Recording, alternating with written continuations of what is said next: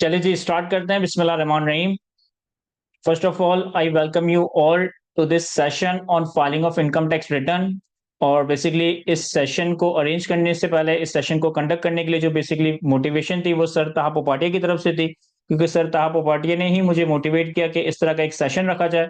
चूंकि आप सब जैसा कि जानते हैं, एक तो हमारा जो टैक्स ईयर 2024 है, जो हमारा फाइनेंशियल ईयर 2024 है, वो 30 जून 2024 पे ऑलरेडी एंड हो चुका है। और आने वाले 3 महीनों में, यानी कि बिफोर 30 सितंबर 2024 पे एक रिटर्न फाइलिंग की डेडलाइन है, जो कि इंडिविजुअल्स और यूपी के ऊपर है, इवन कंपनीज के ऊपर भी है कुछ केसेस में। लेकिन जितने भी इंडिविजुअल्स हैं, जितने भी एओबीज हैं जो कि फाइनेंशियल ईयर अपना टैक्स ईयर फॉलो कर रहे हैं, उनके ऊपर रिटर्न फाइलिंग की एक डेडलाइन है कि इन्होंने 30 सितंबर 2024 से अपने पहले 30 सितंबर 2024 से पहले अपना टैक्स ईयर 2024 का रिटर्न फाइल करना है। तो आज के सेशन के अंदर हम एक रिटर्न फाइलिंग के हवाले से चीजों को डिस्कस कर रहे होंगे। सबसे पहले एक शॉर्ट इंट्रोडक्शन देना चाहूंगा कि हु एम आई। बहुत सारे लोग यहाँ पर हो सकता है कि मेरे स्टूडेंट्स ही हों, बहुत सारे लोग इंडस्ट्री से या डिफरेंट प्रोफेशन से रिलेटेड होंगे, क्योंकि सेशन को सर तहा के रेफरेंस में होने की वजह से या और डिफरेंट प्लेटफॉर्म्स पे ज्वाइन करने की वजह से मुझे पहली बार सुन पा रहे होंगे, देख पा रहे होंगे। तो my name is Murtaza Kaid. I am अल्हम्दुलिल्लाह qualified chartered accountant with around 10 year of practical experience. Basically मैंने अपनी क्या कहते हैं आर्टिकलशिप केपीएमजी तासीर हादी के साथ कंप्लीट की थी, और आर्टिकलशिप के बाद तकरीबन 3.5-4 साल का अरसा केपीएमजी टैक्स डिपार्टमेंट में मैनेजर लेवल पे सर्व किया था। After leaving the KPMG I started my own firm with the name of Maven Minds, जहां पे मेरे साथ कुछ और चार्ट पार्टनर्स हैं और हर पार्टनर अपना रेलिवेंट एरिया देख रहा होता है। मैं स्पेसिफिकली इस मैवन माइंड नाम की फर्म में टैक्सेशन का एरिया लीड कर रहा होता हूँ। टैक्सेशन का बेसिकली वहां पे पार्टनर हूँ। डायरेक्ट इनडायरेक्ट टैक्स के जितने भी मैटर्स हैं वो मेरी अम्ब्रेला में कवर किए जाते हैं। इसके अलावा सीए के हवाले से स्पेसिफिकली मेरी एक एजुकेशन के साथ या एज अ टीचर भी मेरी एक एसोसिएशन है। तकरीबन पिछले 7-8 सालों से मैं सीए के स्टूडेंट्स को टैक्सेशन के ही सब्जेक्ट्स बेसिक लेवल पे भी और एडवांस लेवल पे भी टीच कर रहा हूँ। तकरीबन पिछले 7 सालों में कोई ऑन एन एवरेज 7-8 हज़ार या इवन 10 हज़ार स्टूडेंट्स को मैं पढ़ा चुका हूँ, जिसमें बहुत सारे स्टूडेंट्स ने अल्हम्दुलिल्लाह ऑल ओवर पाकिस्तान पोजीशन भी हासिल की।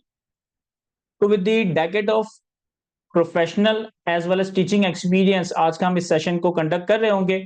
और इस सेशन में मेरी कोशिश होगी कि लिमिटेड टाइम में रहते हुए जितना ज्यादा आप लोगों को सिखा सकूं, जितना ज्यादा आप लोगों को चीजें डिलीवर कर सकूं, पूरी कोशिश होगी। देखिए, टैक्सेशन वैसे तो एक बहुत ही लैंदी, बहुत ही कॉम्प्लेक्स कॉन्सेप्ट है, लेकिन अपना personal income tax return file करने के लिए या छोटी मोटी अपनी इनकम जनरेट करने के लिए जरूरी नहीं है कि हमें टैक्सेशन का ए टू जी सारी मोडालिटीज पता हो। अगर हम सिंपल सैलरी रिटर्न फाइल करना सीख ले कि सैलरी इंडिविजुअल का रिटर्न किस तरह से फाइल होता है, सैलरीड इंडिविजुअल के अलावा अगर उसके पास कोई छोटी मोटी रेंटल इनकम आ रही है, डिविडेंड इनकम आ रही है, कैपिटल गेन की इनकम आ रही है, तो एक limited number of information, limited number of knowledge हासिल करके भी हम एक अच्छी अपने लिए इनकम स्ट्रीम क्रिएट कर सकते हैं। हम अच्छी रिटर्न फाइलिंग से एक अच्छा अपने लिए रेवेन्यू, अपने लिए फाइनेंसेस को मैनेज कर सकते हैं। तो आज के इस सेशन में बेसिकली हम स्टार्ट लेंगे कि एक सैलरीड इंडिविजुअल का रिटर्न किस तरह से फाइल किया जाता है। सैलरी के कुछ टैक्स के प्रोविजंस में मैं आपको डिस्कस करूंगा कि सैलरी में कौन सा अमाउंट चार्जेबल टू टैक्स होता है और कौन से अमाउंट के ऊपर हमें लॉ की तरफ से कुछ एग्जेम्पशंस या कुछ रिलीफ प्रोवाइड किया गया है। तो बहुत सारी बातें हम आज के सेशन के अंदर करने वाले हैं।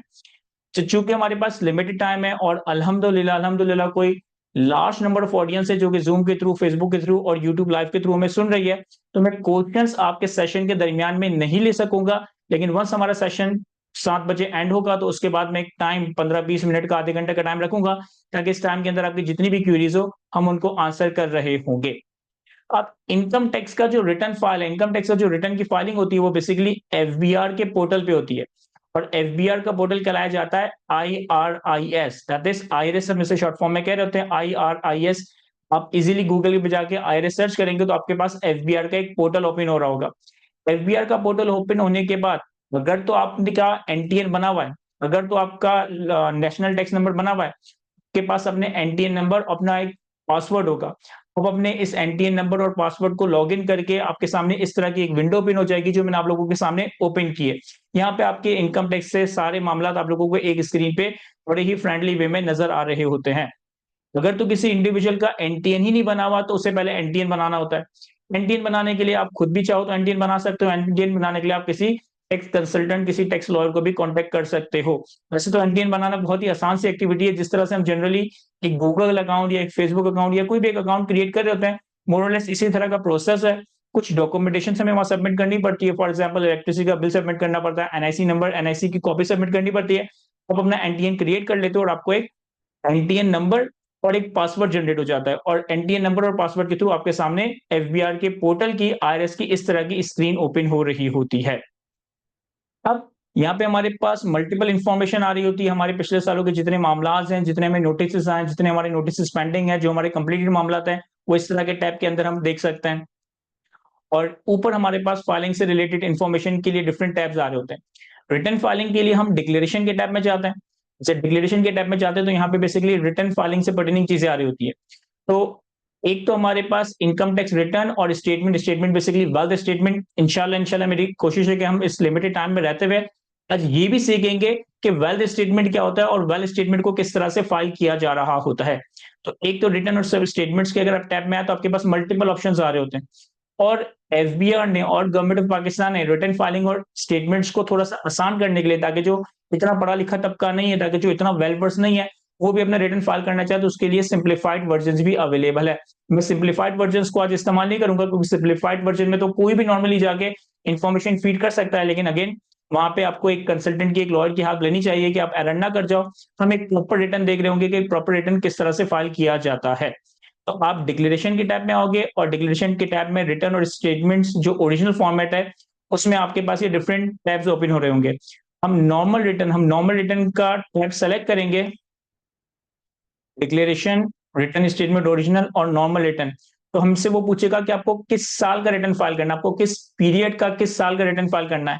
चूंकि हमारा जो करंट टैक्स ईयर एंड हुआ है that is tax year 2024 basically Pakistan में टैक्स के मामला के लिए फाइनेंशियल ईयर फॉलो किया जाता है। जो लेटेस्ट फाइनेंशियल ईयर क्लोज हुआ है वो है 1 जुलाई 2023 से लेकर 30 जून 2024।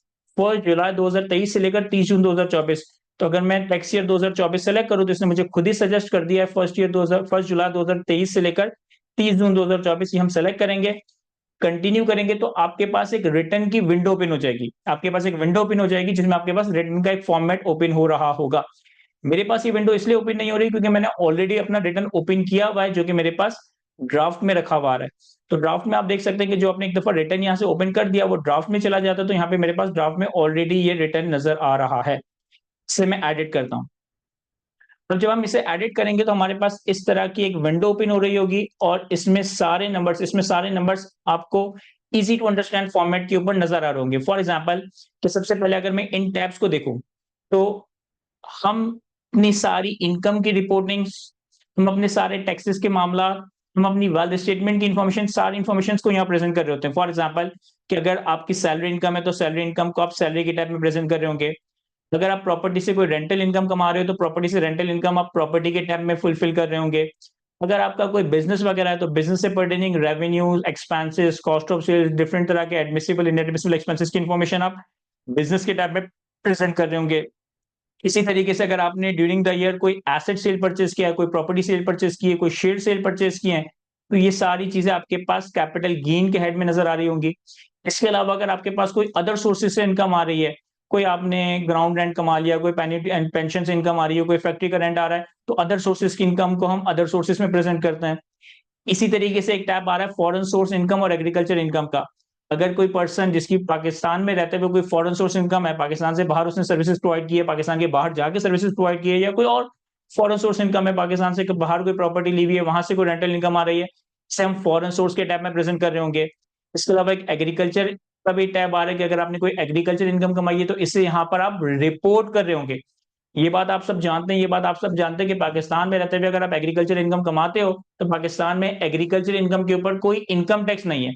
तो इस रिटर्न ऑफ इनकम के अंदर हम अपनी एग्रीकल्चर इनकम को सिर्फ रिपोर्ट करते हैं for the purpose of documentation of economy, कि गवर्नमेंट को हम बता दें कि भाई हमने इतनी एग्रीकल्चर इनकम कमाई है। इस एग्रीकल्चर इनकम के ऊपर फेडरल इनकम टैक्स चार्ज नहीं होता। इस एग्रीकल्चर इनकम के ऊपर हम सूबे के लेवल पे, प्रोविंशियल लेवल के ऊपर एक प्रोविंशियल इनकम टैक्स पे कर रहे होते हैं। तो हमारे पास शुरू के जो 5-6 टैब्स आ रहे हैं इसमें हमारी इनकम की इंफॉर्मेशन आ रही होती है। इसके बाद फिर हमारा एक टैब आता है टैक्स चार्जेबल स्लैश पेमेंट्स का। टैक्स चार्जेबल स्लैश पेमेंट्स में हमारे पास मल्टीपल टैब्स आ रहे हैं और यहाँ पे थोड़ी सी लीगल इंप्लीकेशंस, यहाँ पे थोड़े से लॉ के प्रोविजंस इस्तेमाल हो रहे होते हैं। फॉर एग्जाम्पल के सबसे पहला टैब आ रहा है डिडक्टेबल अलाउंसेस का। लॉ हमें इस बात की इजाजत देता है कि अगर हमने कोई ज़कात नुशर ऑर्डिनेंस के तहत ज़कात पे की हो, कोई अपने चाइल्ड के एजुकेशन एक्सपेंस के ऊपर खर्चा किया हो, कोई वर्कर वेलफेयर फंड वगैरह या वर्कर प्रॉफिट पार्टिसिपेशन फंड का अमाउंट पे किया हो, तो उससे पर्टेनिंग हम डिडक्शंस क्लेम कर सकते हैं। टैक्स चार्जेबल में हमारे पास अगर ये स्पेसिफिक एक ट्रेडर का सेक्शन 99A का शेड्यूल है, उसके हिसाब से कोई टैक्स चार्जेबल आ सकता है।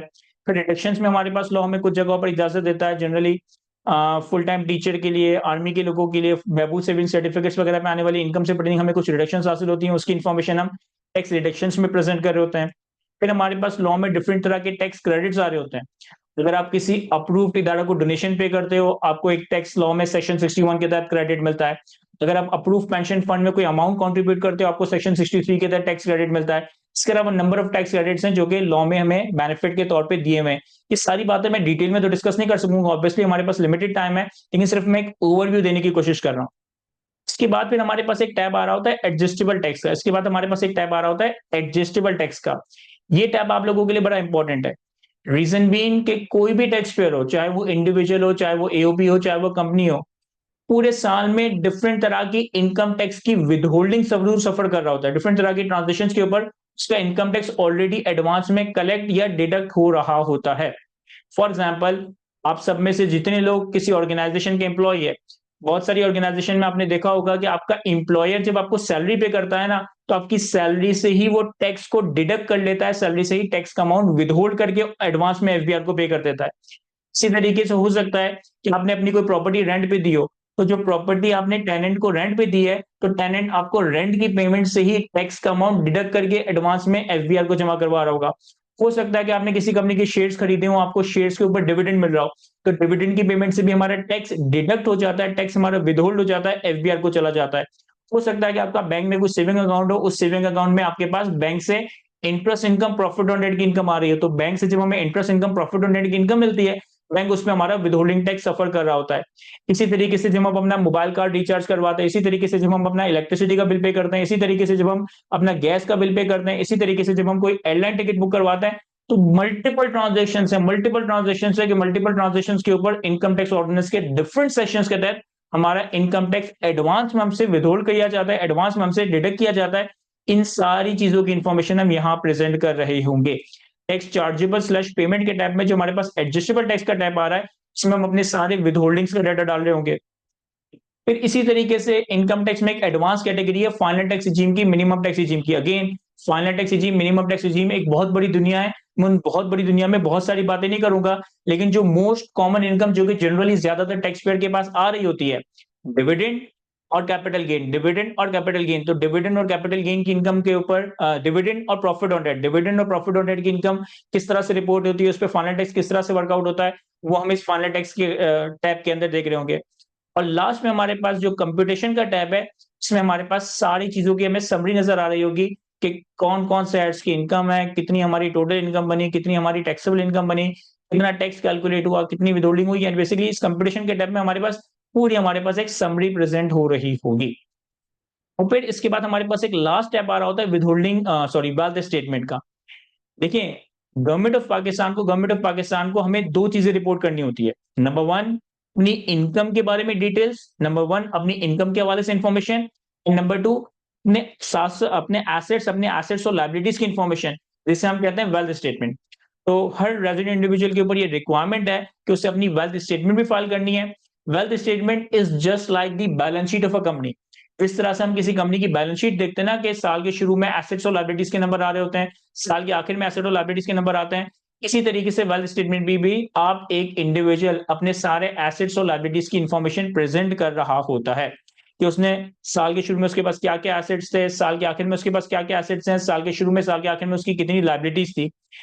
तो अपने पर्सनल एक्सपेंसेस का हम ब्रेकअप बता रहे होते हैं कि हमने पूरे साल में डिफरेंट चीजों के ऊपर, रेंट के ऊपर, इलेक्ट्रिसिटी के ऊपर, एजुकेशन के ऊपर, मेडिकल के ऊपर और डिफरेंट डिफरेंट चीजों के ऊपर कितने कितने पर्सनल एक्सपेंसेस इनकर किए। और एक बहुत ही इंपॉर्टेंट स्टेटमेंट बनती है जिसे हम कहते हैं tax wealth reconciliation statement. Wealth reconciliation statement क्या है? कि साल के शुरू में आपके पास कितने एसेट्स थे, ड्यूरिंग द ईयर आपने कितनी इनकम कमाई, ड्यूरिंग द ईयर आपने कितने खर्चे किए, और साल के आखिर में आपके पास क्या एसेट्स रह गए, उसकी हम एक रिकंसिलिएशन बनाते हैं। कि भाई फॉर एग्जांपल साल के शुरू में मेरे पास 100 रुपए के एसेट्स थे, ड्यूरिंग द ईयर मैंने 20 रुपए की मजीद इनकम कमाई, ड्यूरिंग द ईयर मैंने 20 रुपए में से 6 रुपए खर्च कर दिए, तो ओपनिंग 100 के एसेट्स 20 की इनकम कमाई, 6 रुपए के एक्सपेंसेस किए, साल के आखिर में मेरे एसेट्स 114 रुपए होने चाहिए। तो ये सारी इंफॉर्मेशन हम वेल्थ रिकंसिलिएशन स्टेटमेंट्स में प्रेजेंट कर रहे होंगे। तो ये तो मैंने सबसे पहले आप लोगों को पोर्टल का एक ब्रीफ ओवरव्यू दिया है कि किस तरीके से एफबीआर का पोर्टल आपको नजर आ रहा होता है। इसके कॉलम्स में जो-जो चीजें आ रही थी वो मैंने चीजें आप लोगों को बताई है। इसी तरह यहाँ पे टैबुलर फॉर्म में भी यहाँ पे हॉरिजॉन्टली भी डिफरेंट टैब्स आ रहे हैं, लेकिन वो एडवांस रिटर्न के लिए है कि फॉर एग्जांपल अगर एक बिजनेस इंडिविजुअल है, अगर एक बिजनेसमैन है, तो वो अपने इंटेंजिबल एसेट्स की अमोर्टाइजेशन, डेप्रिसिएशन की इंफॉर्मेशन यहाँ प्रेजेंट कर रहा होता है। फिर एक मिनिमम टैक्स रिजीम की दुनिया, मिनिमम टैक्स रिजीम की दुनिया में जो चीजें आती हैं, वो सारी मिनिमम टैक्स के इस टैब में प्रेजेंट हो रही होती है। जो हम ड्यूरिंग द ईयर पेमेंट्स वगैरह करते हैं टैक्स की, अगर रिटर्न में आपका टैक्स बन रहा हो, यानी कि टैक्स पेबल आ रहा हो, तो उसकी जो पेमेंट्स वगैरह होती हैं, उसकी सबमिशंस हम यहाँ कर रहे होते हैं। और यहाँ पे फिर हम कुछ फर्दर इन्फॉर्मेशन प्रोवाइड कर रहे होते हैं कि हमारा स्टेटस क्या है, आइदर हम रेजिडेंट है, आइदर हम नॉन रेजिडेंट है, हम किसी का बिज़नेस को रन कर रहे हैं, और डिफरेंट तरह की इन्फॉर्मेशन है जो कि हम यहाँ पे प्रेज़ेंट कर रहे होंगे।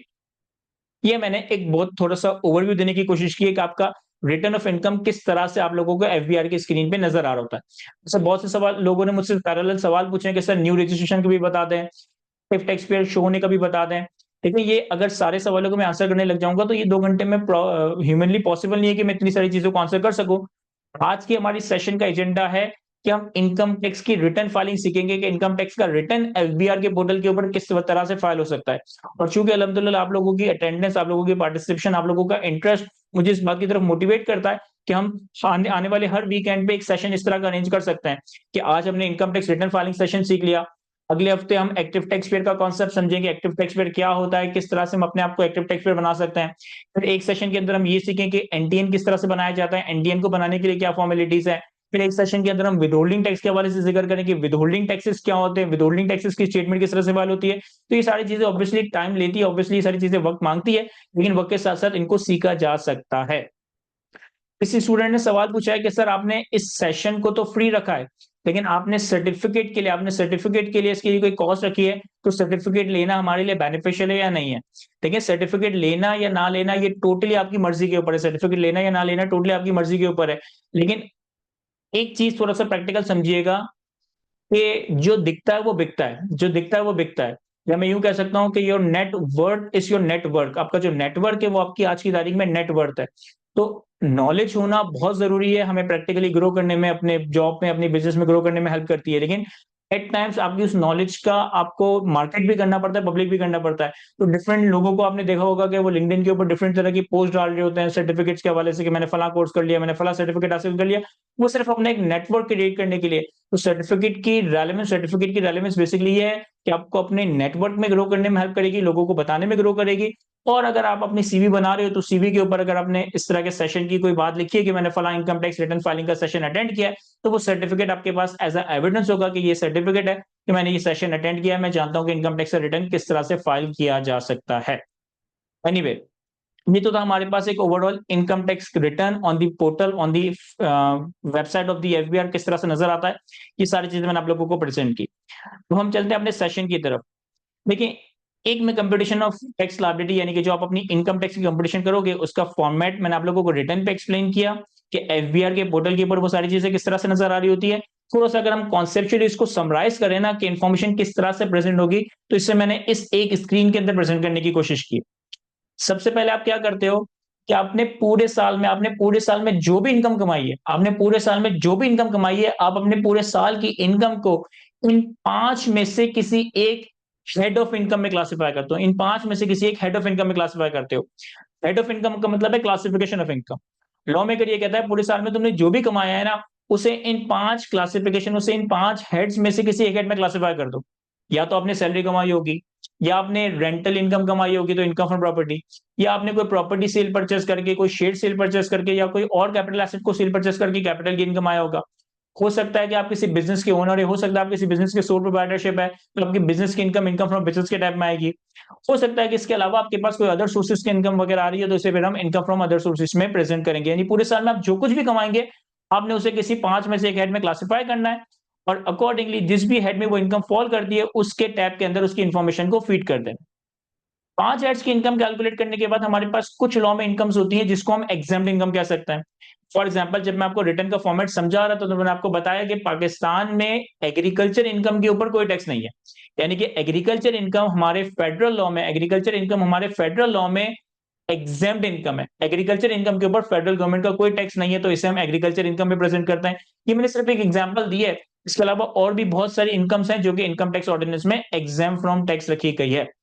आप अपने हेड्स ऑफ इनकम की इंफॉर्मेशन रिपोर्ट करते हो, अपने एग्जाम इनकम को रिपोर्ट करते हो, तो आपके पास टोटल इनकम नंबर आ जाता है। टोटल इनकम का मतलब है कि हमने पूरे साल में कौन कौन सी कितनी कितनी इनकम्स अर्न की है।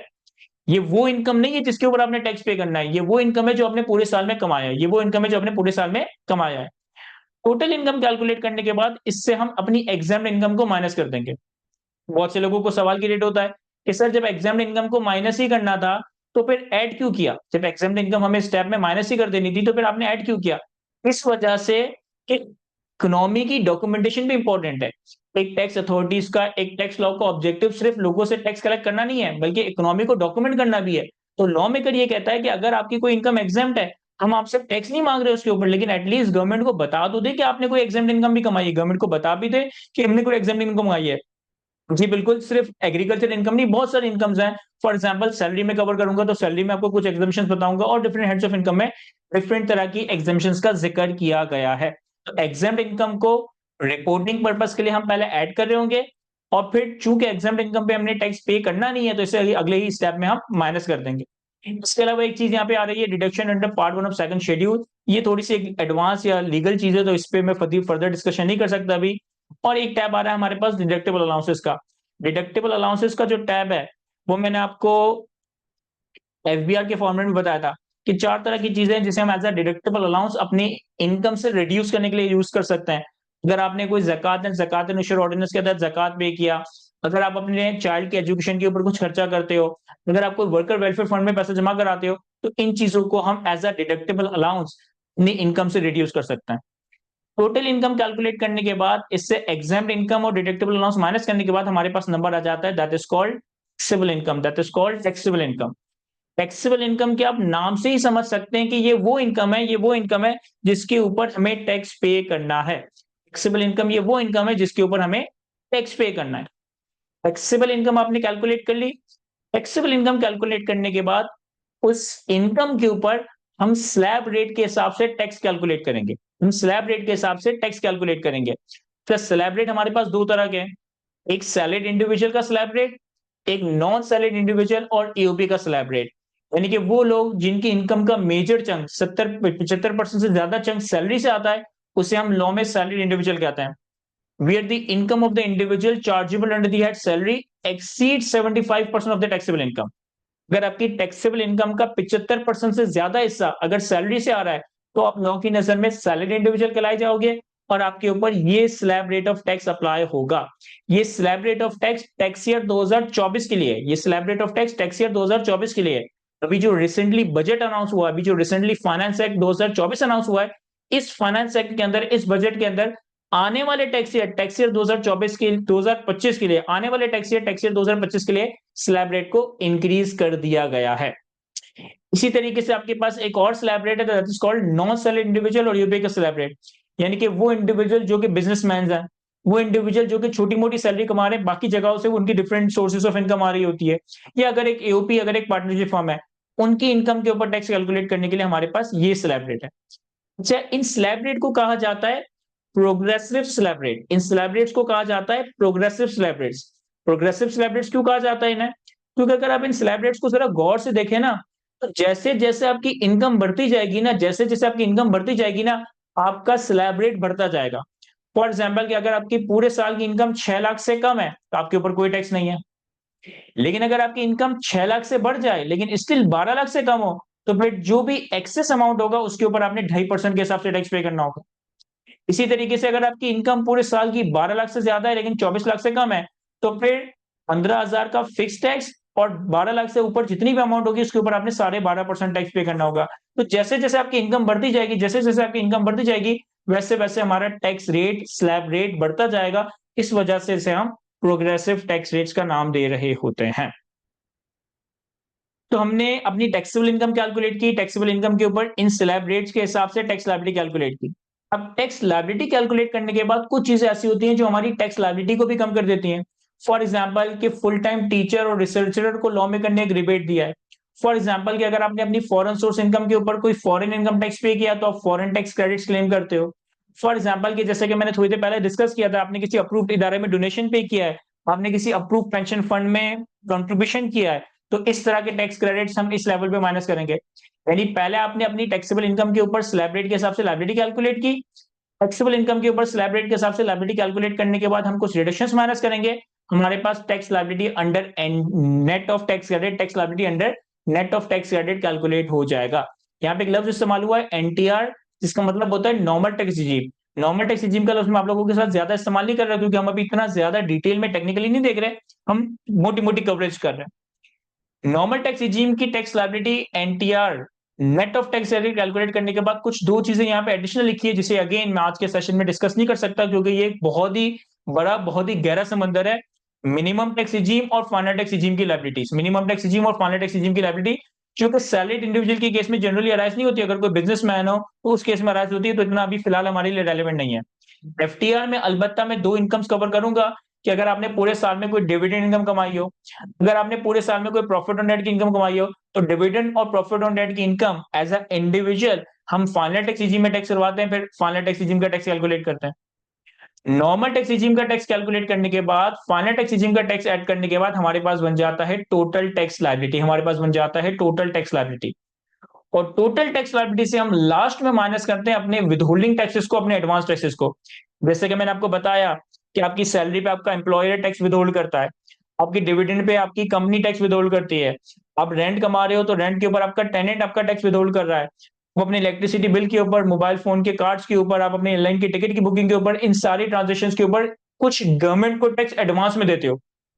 तो पूरे साल में आपने जितना भी गवर्नमेंट को टैक्स एडवांस में दिया है in the form of withholding, इससे हम अपनी टैक्स लायबिलिटी से माइनस करेंगे, हमारे पास फाइनली टैक्स पेबल या रिफंडेबल का नंबर आ जाएगा, हमारे पास फाइनली टैक्स पेबल या रिफंडेबल का नंबर आ जाएगा। जैसे किसी ने कहा मुझसे कि सर ये प्रेजेंटेशन हमसे शेयर कर लीजिएगा, बिल्कुल सेशन के एंड पे ये जितनी भी चीजें मैं आप लोगों को सॉल्व करवाऊंगा, जितनी भी चीजें आप लोगों को स्क्रीन पे दिखाऊंगा, ये मैं आप लोगों के साथ व्हाट्सएप ग्रुप पे शेयर कर दूंगा, जो हमारे व्हाट्सएप ग्रुप है उन्हीं के ऊपर मैं ये सारी चीजें शेयर कर दूंगा।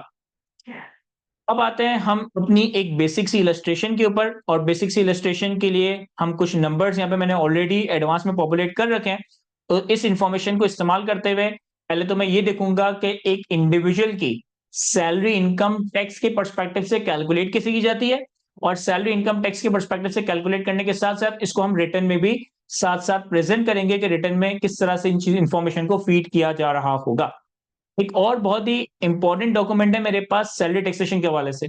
ये कोई 7 पेजर डॉक्यूमेंट है जिसमें इनकम टैक्स लॉ के हवाले से सैलरी की जितनी भी प्रोविजंस हैं कि डिफरेंट डिफरेंट एलिमेंट्स में अगर आप सैलरी कमाते हो तो उसकी टैक्सेशन किस तरह से होगी, उस पर कितना टैक्स लगेगा, क्या टैक्स होगा, क्या टैक्स नहीं होगा, इन सारी बातों को मैंने इस डॉक्यूमेंट के अंदर समराइज करने की कोशिश की है। तो ये बहुत ही एक यूजर फ्रेंडली सर मैंने डॉक्यूमेंट बनाया है। इन 7 पेजेस के अंदर आपकी सैलरी टैक्सेशन के सारे प्रोविजंस कवर्ड है। ये डॉक्यूमेंट भी मैं आप लोगों के साथ व्हाट्सएप ग्रुप के थ्रू ही शेयर कर दूंगा।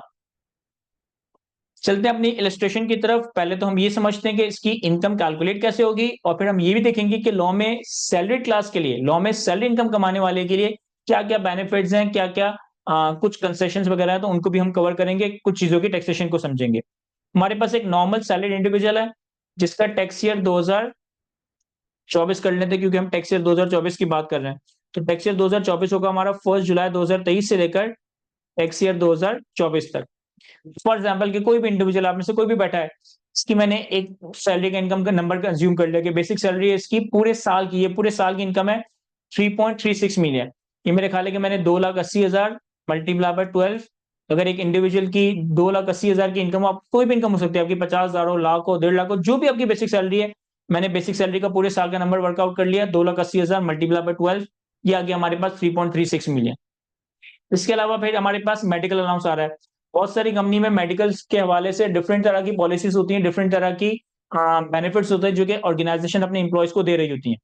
अब इसको गौर से समझिएगा, यहाँ पे आपके लिए बेनिफिट है, इसको गौर से समझिएगा, यहाँ पे आपके लिए बेनिफिट है। मैं आपको एक डायग्राम के थ्रू इस चीज को समझाने की कोशिश करता हूँ।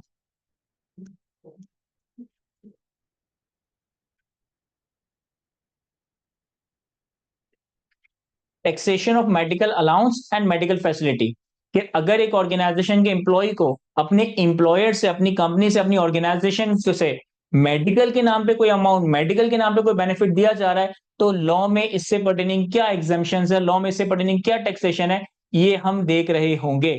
जी अली, बिल्कुल, हम रिटर्न फाइल करके भी देखेंगे। देखें, पहले तो ये समझे कि मेडिकल अलाउंस और मेडिकल फैसिलिटी में क्या फर्क है। पहले तो ये समझे कि मेडिकल अलाउंस और मेडिकल फैसिलिटी में क्या फर्क है। अलाउंस का मतलब होता है मॉनिटरी अमाउंट। अलाउंस का मतलब होता है मॉनिटरी अमाउंट। अगर आपका एम्प्लॉयर आपको किसी भी नाम से, आपको किसी भी चीज के लिए कोई मॉनिटरी अमाउंट दे रहा है ना, कोई मॉनिटरी अमाउंट फिक्स करके दे रहा है ना, this is called allowance. For example, आपका एम्प्लॉयर आपको हर महीने मेडिकल के नाम पे 20,000 दे देता है। फॉर एग्जाम्पल, आपका एम्प्लॉयर आपको हर महीने ट्रेवलिंग के नाम पे 10,000 दे देता है। फॉर एग्जाम्पल, आपका एम्प्लॉयर आपको फ्यूल के नाम पे हर महीने 50,000 दे देता है। फॉर एग्जाम्पल, आपका एम्प्लॉयर आपको हर महीने यूनिफॉर्म के नाम पे 5,000 दे देता है। तो किसी भी नाम से अगर आपको फिक्स्ड मॉनेटरी अमाउंट दिया जा रहा है, किसी भी नाम से किसी भी पर्पस के लिए अगर आपको फिक्स्ड मॉनेटरी अमाउंट दिया जा रहा है, इससे हम अलाउंस कह रहे होंगे। अगर मेडिकल के नाम पे पैसे दिए जा रहे हैं, मेडिकल अलाउंस। अगर लिविंग कॉस्ट के लिए दिए जा रहे हैं, कोल अलाउंस, जिसे हम कॉस्ट ऑफ लिविंग अलाउंस कहते हैं। अगर अकोमोडेशन के नाम पे पैसे दिए जा रहे हैं, दिस इज हाउसिंग अलाउंस। अगर ट्रैवलिंग के नाम पे पैसे दिए जा रहे हैं, दिस इज ट्रैवलिंग अलाउंस। अगर फ्यूल के लिए पैसे दिए जा रहे हैं, दिस इज फ्यूल अलाउंस। अगर आपका एम्प्लॉयर किसी भी नाम से किसी भी पर्पस के लिए आपको फिक्स्ड मॉनेटरी अमाउंट दे रहा है, इसे हम अलाउंस कह रहे होंगे। और अलाउंस के अगेंस्ट दूसरी चीज होती है परक्विजिट्स या फैसिलिटी। परक्विजिट्स या फैसिलिटी या बेनिफिट्स। अलाउंस और बेनिफिट्स में फर्क क्या है। अगर आपका एम्प्लॉयर आपको किसी भी चीज के लिए किसी भी नाम से फिक्स्ड मॉनेटरी अमाउंट दे रहा है, इसे हम अलाउंस कहेंगे। और अगर आपका एम्प्लॉयर आपके लिए मॉनेटरी बेनिफिट फिक्स ना करे, आपके लिए मॉनेटरी बेनिफिट फिक्स ना करे, बल्कि आपको एक पर्टिकुलर बेनिफिट, बल्कि आपको एक पर्टिकुलर परक्विजिट फिक्स कर दे, तो फिर इसे हम परक्विजिट कह रहे होंगे। मैं इसको एक्सप्लेन करने की कोशिश करता हूं। फॉर एग्जाम्पल, आपका एम्प्लॉयर कहता है कि आपको हर महीने मेडिकल के नाम पे 20,000 दिए जाएंगे। तो ये महीने के 20,000 रुपए का जो मेडिकल का अमाउंट दिया जा रहा है, this is medical allowance, this is medical allowance. और हो सकता है कि एक ऑर्गेनाइजेशन ये कहे कि तुम्हारे पास पूरे साल की 1 लाख रुपए की मेडिकल लिमिट है, तुम्हारे पास पूरे साल की 1 लाख रुपए की मेडिकल फैसिलिटी की लिमिट है, यानी हम आपको पैसे नहीं देंगे, लेकिन अगर आपको खुदा ना खासा कोई मेडिकल इमरजेंसी आ जाती है, तो आप हॉस्पिटल से जाके इलाज करवाएं, जो भी बिल होंगे वो हम आपके रिम्बर्स कर देंगे। तो इससे फिर हम मेडिकल फैसिलिटी कह रहे होंगे, इससे हम फिर मेडिकल परक्विजिट कह रहे होंगे। फॉर एग्जाम्पल, आपका एम्प्लॉयर आपको हर महीने हाउस रेंट के नाम पे 50,000 देते, आपका एम्प्लॉयर आपको हर महीने हाउस रेंट के नाम पे 50,000 देते, तो इसे हम हाउस रेंट अलाउंस कह रहे होंगे। और अगर आपका एम्प्लॉयर आपको पैसे ना दे, बल्कि आपको रहने के लिए घर ही प्रोवाइड कर देंगे, भाई ये कंपनी के बनाए हुए फ्लैट है, ये कंपनी के खरीदे हुए बैंगलोज हैं, आप कंपनी के ब्याह पे यहाँ जाके रह सकते हो, तो आपको मॉनिटरी अमाउंट नहीं दिया, बल्कि आपको एक बेनिफिट दे दिया, इसे हम परक्विजिट कह रहे होंगे। एक और एग्जांपल देता हूं। फॉर एग्जांपल, आपका एम्प्लॉयर हर महीने आपको ट्रैवलिंग के लिए, फ्यूल के लिए, कार के लिए 20,000 रुपए का अमाउंट देते। ये जो 20,000 रुपए का अमाउंट आपको हर महीने फिक्स दिया जा रहा है, इसे आप कार अलाउंस कह सकते हैं, फ्यूल अलाउंस कह सकते हैं, ट्रैवलिंग अलाउंस कह सकते हैं। और कुछ ऑर्गेनाइजेशंस अपने एम्प्लॉय को कार प्रोवाइड कर देती है, कि भाई कंपनी ने बैंक से या खरीद कर गाड़ी को परचेज की और एम्प्लॉय को चलाने के लिए दे दी। अब यहाँ पे फिक्स अमाउंट नहीं दिया, यहाँ पे आपको एक कार यूज करने के लिए दी गई है, इससे हम व्हीकल बेनिफिट, व्हीकल परक्विजिट कह रहे होंगे। तो सबसे पहले तो ये समझिएगा कि अलाउंस एक डिफरेंट चीज है। अलाउंस में मॉनिटरी अमाउंट फिक्स्ड होता है, अलाउंस में मॉनिटरी अमाउंट फिक्स्ड होता है। परक्विजिट्स अलग चीज है। परक्विजिट्स में आपको बेनिफिट दिया जाता है, आपके लिए बेनिफिट, आपके लिए फैसिलिटी फिक्स कर दी जाती है, वहां पे आपको मॉनिटरी अमाउंट नहीं दिया जाता है। अब हम आते हैं कि इनकम टैक्स लॉ में हमारे लिए मेडिकल से पर्टेनिंग अगर कोई अलाउंस है, कोई फैसिलिटी है, तो लॉ मेकर ने हमें क्या बेनिफिट, क्या कंसेशन प्रोवाइड किया। लॉ मेकर ये कहता है कि अगर आपको एम्प्लॉयर की तरफ से सिर्फ और सिर्फ मेडिकल अलाउंस दिया जाए, अगर आपको एम्प्लॉयर की तरफ से सिर्फ और सिर्फ मेडिकल अलाउंस दिया जाए, तो फिर medical allowance up to the 10% of basic salary exempt होगा। Medical allowance up to the 10% of basic salary exempt होगा, यानी कि जो भी आपकी पूरे साल की बेसिक सैलरी है, उसका 10% आपका medical allowance exempt from tax होगा। 10% से ओवर एंड अबव जितना भी अमाउंट दिया जाएगा, इसके ऊपर हमें टैक्स पे करना होगा। और व्हाट इफ कि सर हमारा एम्प्लॉयर, हमारा हमारा जो बॉस है, हमारी जो कंपनी है, वो हमें कोई मेडिकल अलाउंस नहीं दे रहा, बल्कि वो हमें मेडिकल फैसिलिटी दे रहा है। वो हमें हमारे मेडिकल की बिल की रिम्बर्समेंट कर देता है, वो हमें किसी हॉस्पिटल के पैनल पे रजिस्टर करवा देता है, वो हमारे लिए कोई मेडिकल या हेल्थ की कोई पॉलिसी वगैरह बाय कर लेता है, तो फिर ये मेडिकल अलाउंस नहीं है, ये मेडिकल फैसिलिटी बन जाएगा, ये मेडिकल हॉस्पिटलाइजेशन वगैरह बन जाएगा। अगर आपका एम्प्लॉयर आपको कोई मेडिकल फैसिलिटी दे रहा है, तो फिर ये मेडिकल फैसिलिटी फुली एग्जेम्प्ट होगी, मेडिकल फैसिलिटी के ऊपर आपको कोई टैक्स पे नहीं करना पड़ेगा, मेडिकल फैसिलिटी एम्प्लॉय के हाथों में फुली एग्जेम्प्ट फ्रॉम टैक्स होगी। ऐसा भी हो सकता है कि किसी ऑर्गेनाइजेशन में मेडिकल अलाउंस भी दिया जा रहा हो और मेडिकल फैसिलिटी भी दी जा रही हो। बहुत सारी ऑर्गेनाइजेशन ऐसी होती है कि जो अपने एम्प्लॉय को हर महीने मेडिकल अलाउंस भी दे रही होती है और साथ साथ उनको मेडिकल फैसिलिटी किसी हॉस्पिटल के पैनल पर रजिस्टर करवा दिया कि और कोई मेडिकल फैसिलिटी प्रोवाइड कर सकती है। इस केस में क्या होगा? इस केस में आप ये देखोगे कि कंपनी ने, आपके एम्प्लॉयर ने जो आपको मेडिकल फैसिलिटी दी है, क्या ये एम्प्लॉयमेंट कॉन्ट्रैक्ट के तहत है या वॉलंटरीली है? क्या ये एम्प्लॉयमेंट कॉन्ट्रैक्ट के तहत है या वॉलंटरीली है? सर क्या मतलब इसका? भाई हो सकता है कि आपके कॉन्ट्रैक्ट में लिखा हो कि आपको एक हॉस्पिटल के पैनल पे रजिस्टर करवा देंगे। आपके कॉन्ट्रैक्ट में लिखा हो कि आपके पूरे साल की ओपीडी के इतने बिल रिम्बर्स होंगे। अगर तो मेडिकल फैसिलिटी एम्प्लॉयमेंट कॉन्ट्रैक्ट के तहत है, इस केस में होगा ये कि आपका मेडिकल अलाउंस फुली टैक्सेबल हो जाएगा और आपकी मेडिकल फैसिलिटी फुली एग्जेम्प्ट हो जाएगी। अगर तो मेडिकल अलाउंस और मेडिकल बेनिफिट दोनों दिए जा रहे हैं और मेडिकल बेनिफिट एम्प्लॉयमेंट कॉन्ट्रैक्ट के तहत है, तो फिर मेडिकल अलाउंस को हम फुली टैक्सेबल करवाएंगे और मेडिकल फैसिलिटी को फुली एग्जेम्प्ट करवाएंगे। और ऐसा हो सकता है कि मेडिकल फैसिलिटी आपके एम्प्लॉयमेंट कॉन्ट्रैक्ट में मेंशन ना हो, लेकिन आपके एम्प्लॉयर ने, आपके बॉस ने आपके ऊपर तरस खा के कभी वॉलंटरीली आपको पैसे दे दिए हो। लाइक फॉर एग्जांपल ऐसा अक्सर होता है ना ऑर्गेनाइजेशन में कि आपने देखा कि आपका एक एम्प्लॉय या उसको कोई फैमिली मेंबर बहुत ज्यादा बीमार है, तो आपकी पॉलिसी नहीं है मेडिकल की बेनिफिट देने की, लेकिन चूंकि आपने उसके ऊपर तरस खाकर या उसके ऊपर मजबूरी में देखा कि यार फला बहुत बीमार है, बड़ा बहुत परेशान रह रहा है, आपने उसको किसी महीने फेवर के तौर पे कोई अमाउंट दे दिया मेडिकल के नाम पे। तो ये मेडिकल फैसिलिटी, इसका मतलब एम्प्लॉयमेंट कॉन्ट्रैक्ट के तहत नहीं है, वॉलंटरी ली जा रही है। अगर तो मेडिकल फैसिलिटी एम्प्लॉयमेंट कॉन्ट्रैक्ट के तहत नहीं है, तो फिर मेडिकल फैसिलिटी फुली टैक्सेबल होगी और medical allowance to the extent of 10% of basic salary exempt रहेगा। Medical allowance to the extent of 10% of basic salary exempt रहेगा। तो ये एक ऐसा बेनिफिट्स है, मैंने बहुत सारी ऑर्गेनाइजेशंस में देखा है कि वो ये बेनिफिट्स यानी कि जो ये टैक्स में रिलैक्सेशन है, कि अपने एम्प्लॉय को पास ऑन नहीं करते। फॉर एग्जाम्पल, अगर एक ऑर्गेनाइजेशन है, वो अपने एम्प्लॉय को 1 लाख रुपए की सैलरी दे रही है और 1 लाख रुपए की पूरी सैलरी पे उसको टैक्स पे करना पड़ रहा है, तो बेहतर नहीं है कि उस 1 लाख की सैलरी को आप 90,000 10,000 में तोड़ दें कि 90,000 बेसिक सैलरी है, 10,000 मेडिकल अलाउंस है। तो इससे होगा क्या सर? इससे होगा ये कि आपका जो मेडिकल अलाउंस का अमाउंट होगा उसके ऊपर आपको टैक्स नहीं देना पड़ेगा, आपको सिर्फ बेसिक सैलरी के ऊपर टैक्स देना पड़ेगा। तो बहुत सारी ऑर्गेनाइजेशन तो इसका बेनिफिट ले रही होती है, लेकिन बहुत सारी ऑर्गेनाइजेशन इस बेनिफिट से इग्नोरेंट होती है। वो अपनी सैलरी को सिर्फ ब्रेक कर लेना, उनको सिर्फ डॉक्यूमेंट में ब्रेक करना है कि बेसिक सैलरी अलग कर दे, मेडिकल अलाउंस अलग कर दे। देने तो एम्प्लॉय को पैसे ही है, लेकिन एम्प्लॉय को यहाँ पे फायदा ये हो सकता है कि मेडिकल अलाउंस की जो अमाउंट होगी उसके ऊपर उसे टैक्स पे नहीं करना पड़ेगा, आपका टैक्स का बर्डन थोड़ा कम हो जाएगा। एनीवे, तो हमारे पास 3.36 मिलियन की बेसिक सैलरी थी हमारी एग्जांपल में, फिर हमारे पास 4,80,000 का मेडिकल अलाउंस है, फिर हमारे पास 8 लाख रुपए का हमें पूरे साल में बोनस मिल गया फॉर एग्जांपल। इसके अलावा मैंने यहाँ 2 चीजें लिखी हैं। एक तो एम्प्लॉयर की तरफ से आपको मोटर व्हीकल दी गई और इसके आगे मैंने लिखा है for official and personal use, यानी कि कंपनी ने आपको कोई कार दी है, कोई मोटर व्हीकल दी है, कोई भी कार दी है और इसका जो यूसेज है ना वो दोनों है, यानी कि आपको ऑफिस के कामों के लिए भी इस कार को इस्तेमाल करना है और ऑफिस आवर्स के बाद अपनी अपनी पर्सनल ट्रैवलिंग के लिए, अपनी फैमिली के लिए भी इसी कार को इस्तेमाल कर सकते हो। देखिए कार के केस में 3 केसेस हो सकते हैं।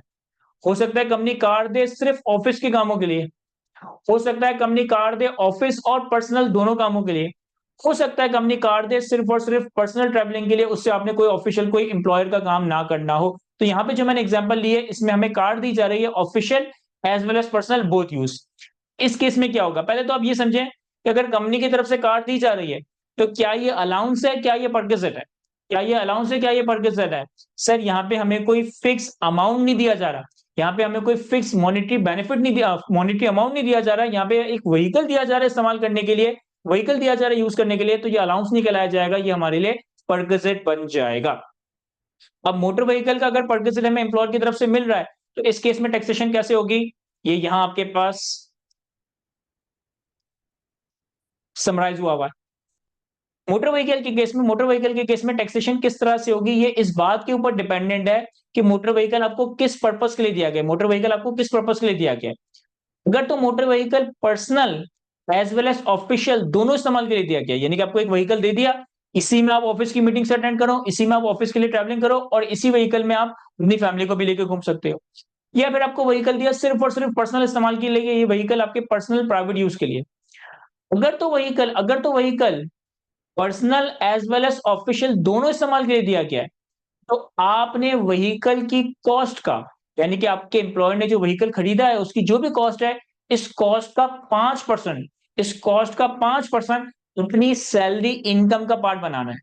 मैं इस कॉस्ट का 5% टैक्स देने के लिए नहीं कह रहा, मैं कह रहा हूं कि इस कॉस्ट का 5% आपकी सैलरी इनकम का पार्ट बनेगा, और फिर जो भी सैलरी इनकम के ऊपर टैक्स बनेगा वो हम अकॉर्डिंगली पे कर रहे होंगे।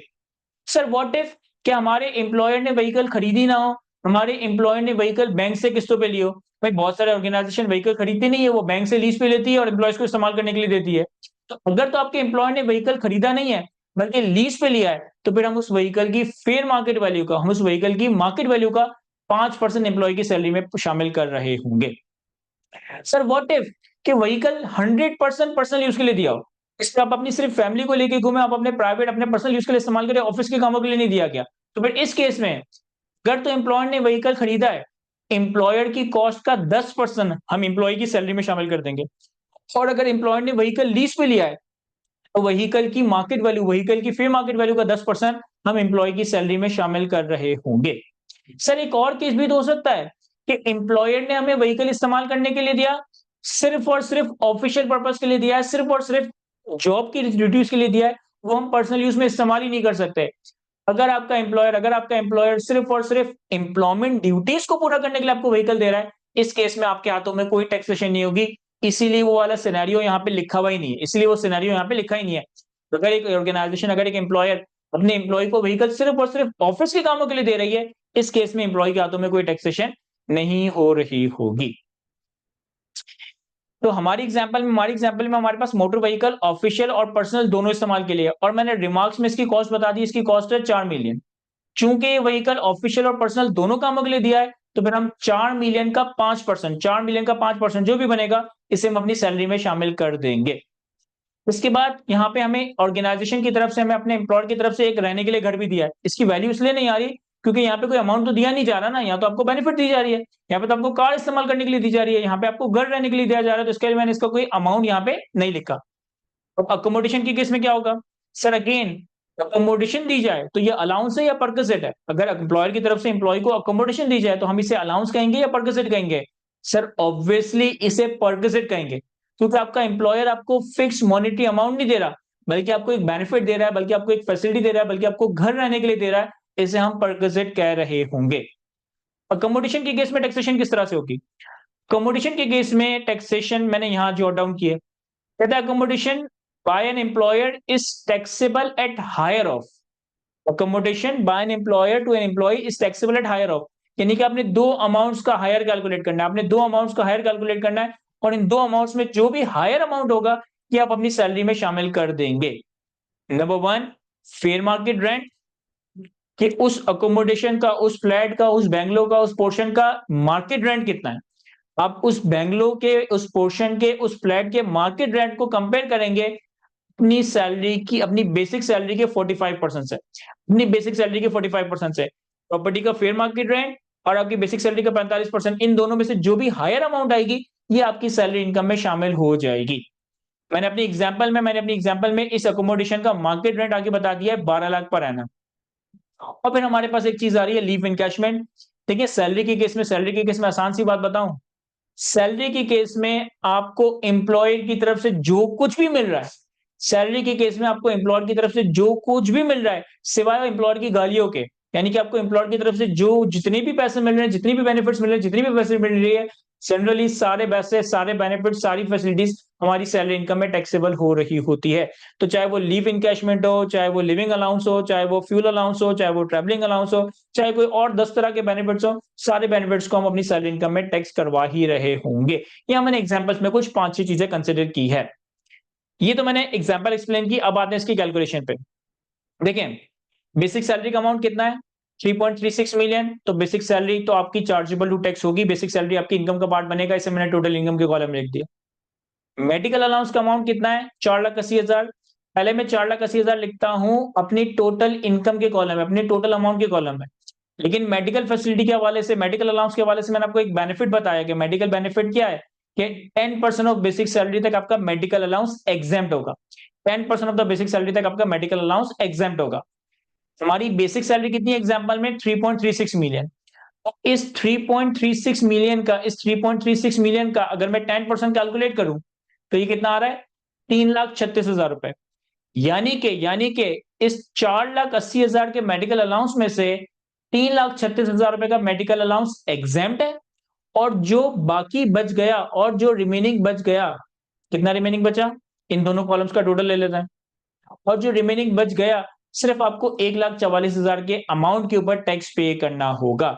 Medical allowance up to 10% of basic salary exempt है। Medical allowance up to 10% of basic salary exempt है।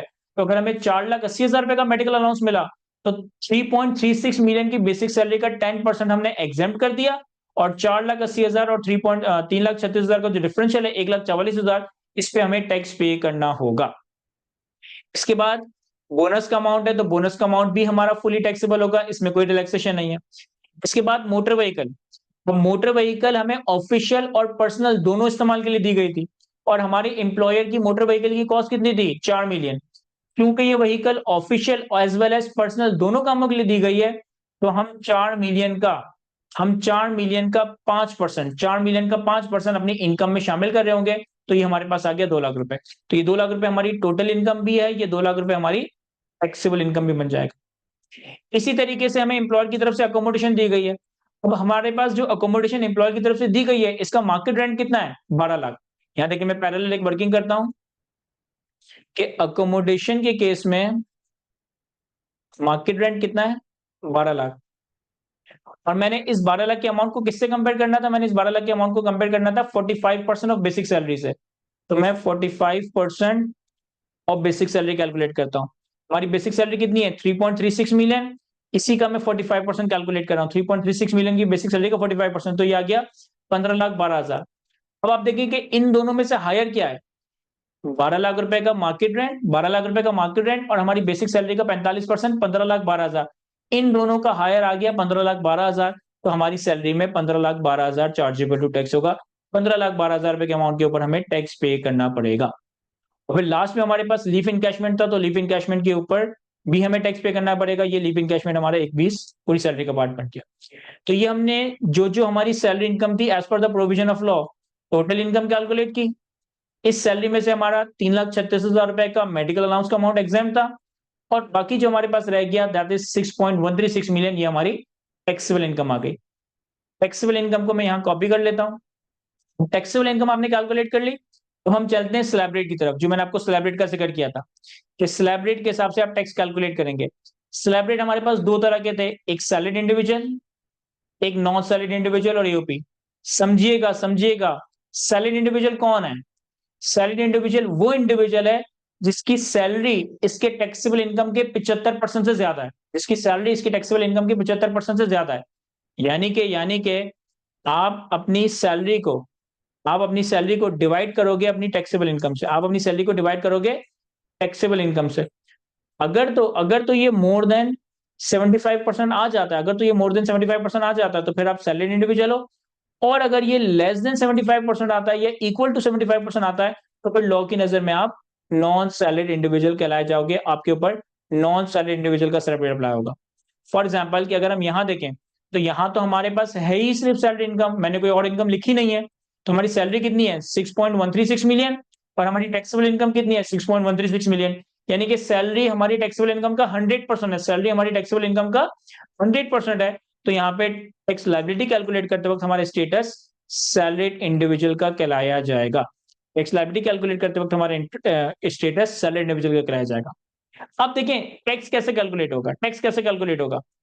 टैक्सेबल इनकम है 6.136 मिलियन, टैक्सेबल इनकम है 6.136 मिलियन। हम सैलरीड इंडिविजुअल के स्लैब रेट पे आते हैं और ये देखते हैं कि हमारी 6.136 मिलियन की इनकम किस स्लैब में फॉल कर रही है।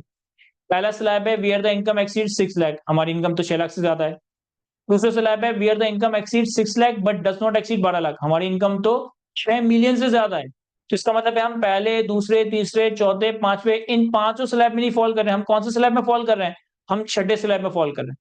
Where taxable income exceed 6 million, हमारी टैक्सेबल इनकम 6 मिलियन से एक्सीड कर जाए तो हमें इस स्लैब के हिसाब से टैक्स देना पड़ेगा। तो इस स्लैब में क्या लिखा है?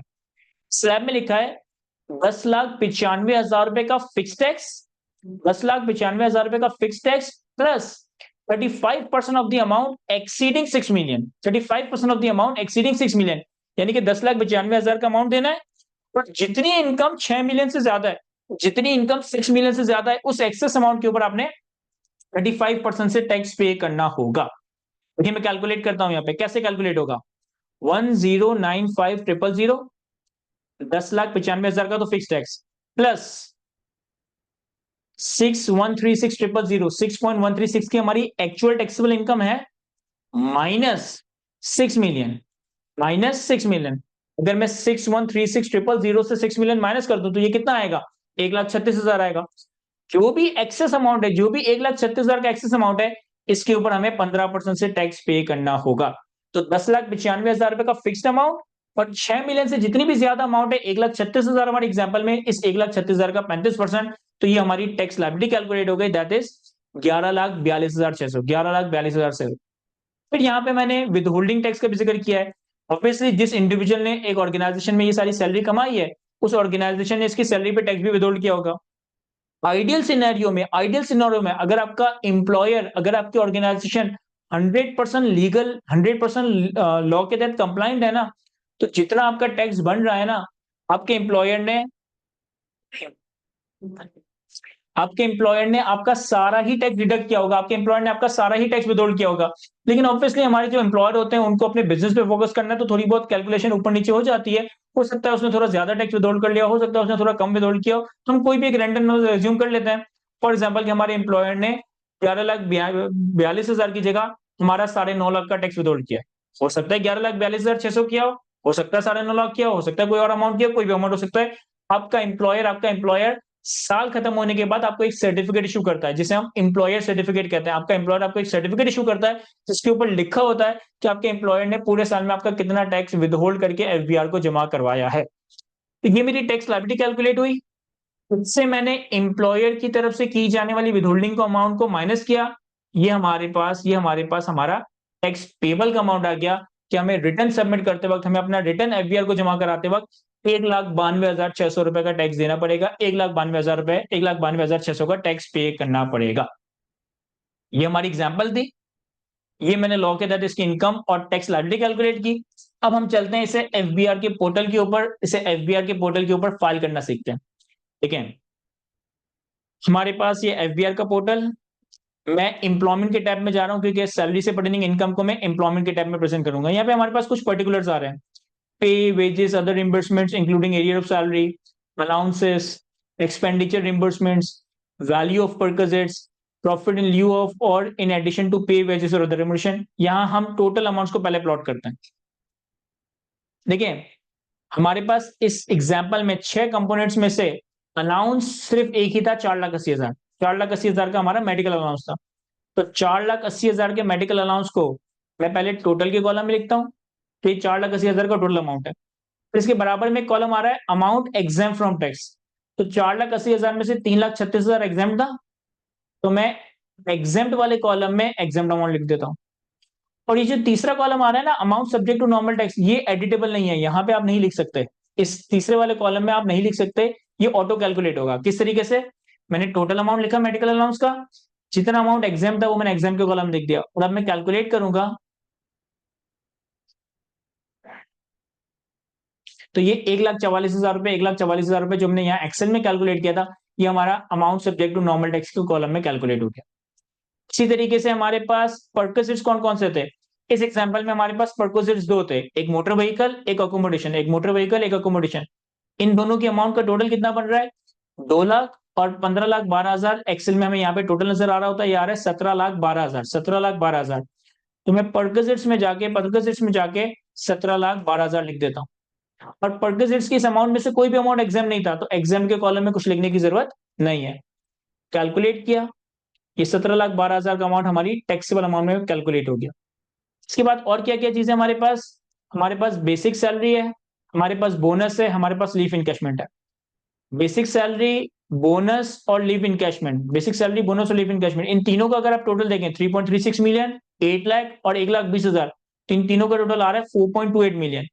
इसे मैं पे वेजेस और अदर रेम्युनरेशन के कॉलम में लिख देता हूं 4280,000 और इस 4280,000 के अमाउंट में से भी कोई अमाउंट एग्जाम नहीं है, तो एग्जाम के कॉलम में 0, ये हमने कैलकुलेट कर दिया। अब जब मैंने सारे नंबर्स कैलकुलेट किया, अच्छा एफबीआर के पोर्टल में जनरली जब हम अपनी एक्सेल की वर्किंग या वर्किंग बनाते हैं तो हमारी आदत ये होती है कि हम टोटल को नीचे शो करते हैं हमेशा।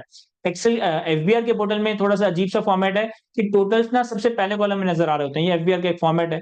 तो अगर आप गौर करें, टोटल इनकम कितनी आ रही है 6.472 जो हमने कैलकुलेट की। एग्जाम कितनी आ रही है 3,36,000 और टैक्सेबल कितनी आ रही है 6,136,000। टैक्सेबल कितनी आ रही है 6,136,000। हमने सैलरी में सारी इंफॉर्मेशन प्रेजेंट की, कैलकुलेट किया और इसे मैंने सेव कर दिया। अब जब आपने सैलरी की इंफॉर्मेशन कैलकुलेट प्लॉट कर दी ना, तो अगर आप अपने टैक्स चार्जेबल में कंप्यूटेशन वाले टैब में आएंगे, तो जो मैंने आपको बताया था कि टैक्स चार्जेबल में कंप्यूटेशन वाला टैब समरी का टैब है, यहाँ पे आपके पास पूरी समरी आ रही होती है। देखिए यहाँ पे ये चीज ऑटो जनरेट हो गई कि आपकी 6.42 की सैलरी इनकम है, जिसमें से 3,36,000 एग्जाम्प्ट है और 6.136 मिलियन टैक्सेबल अमाउंट है। इस टैक्सेबल अमाउंट के ऊपर, इस टैक्सेबल अमाउंट के ऊपर आप देखें तो टोटल इनकम भी बनाई इसने, टैक्सेबल इनकम भी बनाई और इसके ऊपर टैक्स कैलकुलेट किया 11,42,600। Tax chargeable normal tax calculate किया 11,42,600। ये मैंने कैलकुलेट नहीं किया, ये एफबीआर के पोर्टल ने खुद कैलकुलेट किया। मैंने तो एक्सेल में कैलकुलेट किया था, तो वो 11,42,600 ही बन रहा था, और 11,42,600 ही बन रहा था। अब अभी अगर आप अपनी इस कंपटीशन को देखें, तो आप आगे आएंगे तो आपके पास एडमिटेड इनकम टैक्स आ रहा है 11,42,600 कि 11,42,600 का आपको टैक्स पे करना पड़ेगा, 11,42,600 का आपको टैक्स पे करना पड़ेगा। अब एफबीआई ने सिस्टम में थोड़ी चीजें आसान कर दी है कि मैं प्रीपेयर पीएसआईडी का नंबर बनाऊं, बटन दबाऊंगा ना, मेरा चालान जनरेट हो जाएगा। वो चालान मैं एफबीआर को पे करूंगा, मेरी ये लाइब्रेरी डिस्चार्ज हो जाएगी। लेकिन हमारी एग्जाम्पल में तो हमारा 9.5 लाख रुपए का टैक्स हमारे एम्प्लॉयर ने विथहोल्ड भी किया था ना, तो हम 11,42,000 क्यों पे करें? हमारे एम्प्लॉयर ने 9.5 लाख तो ऑलरेडी हमारे पे कर दिया। हमें कितना पे करना है 1,92,600। और इसे कहाँ रखेंगे? टैक्स चार्जेबल स्लैश पेमेंट में ही हमारे पास एक टैब आ रहा है एडजस्टेबल टैक्स का। हमारे पास एक टैब आ रहा है एडजस्टेबल टैक्स का, इसमें बहुत सारे सेक्शन में बहुत सारी बातें लिखी हैं। हमें ये थोड़े रेफरेंसेस याद रखने पड़ेंगे कि अगर आप इस एडजस्टेबल टैक्स में देखें तो एक टैब आ रहा है salary of employ under section 149। Income tax ordinance के सेक्शन 149 के तहत, इनकम टैक्स ऑर्डिनेंस के सेक्शन 149 के तहत हमारा एम्प्लॉयर हमारी सैलरी पे टैक्स विदहोल्ड करता है, डिडक्ट करता है, एफबीआर को जमा करवा रहा होता है। एक मिनट।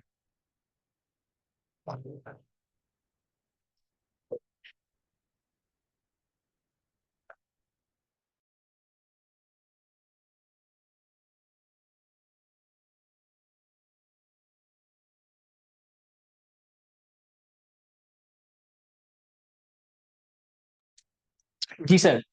तो salary of employ under section 149 basically income tax ordinance का सेक्शन 149 है, जिसके तहत हमारा एम्प्लॉयर हमारा टैक्स विदहोल्ड करके एफबीआर को जमा करवा देता है। हमारी एग्जांपल में हमने अज्यूम किया था कि हमारे एम्प्लॉयर ने 9.5 लाख का टैक्स हमारा विदहोल्ड कर लिया, तो मैं क्या करूंगा, सैलरी ऑफ एम्प्लॉय के केस में जो टैक्स कलेक्टेड स्लैश डिडक्टेड आ रहा है, टैक्स कलेक्टेड स्लैश डिडक्टेड आ रहा है, इसमें मैं 9.5 लाख लिख दूंगा। 9.5 लाख लिखकर मैंने कैलकुलेट का बटन दबाया। वैसे हाथों साथ सेव भी कर लेता हूं ताकि कोई इन्फॉर्मेशन मिस ना हो जाए। जब मैंने विदहोल्डिंग टैक्स का अपना डेटा डाल दिया एडजस्टेबल टैक्स में, मैं कंप्यूटेशन वाले टैब पे आता हूं। अब मैं कंप्यूटेशन वाले टैब पे आता हूं।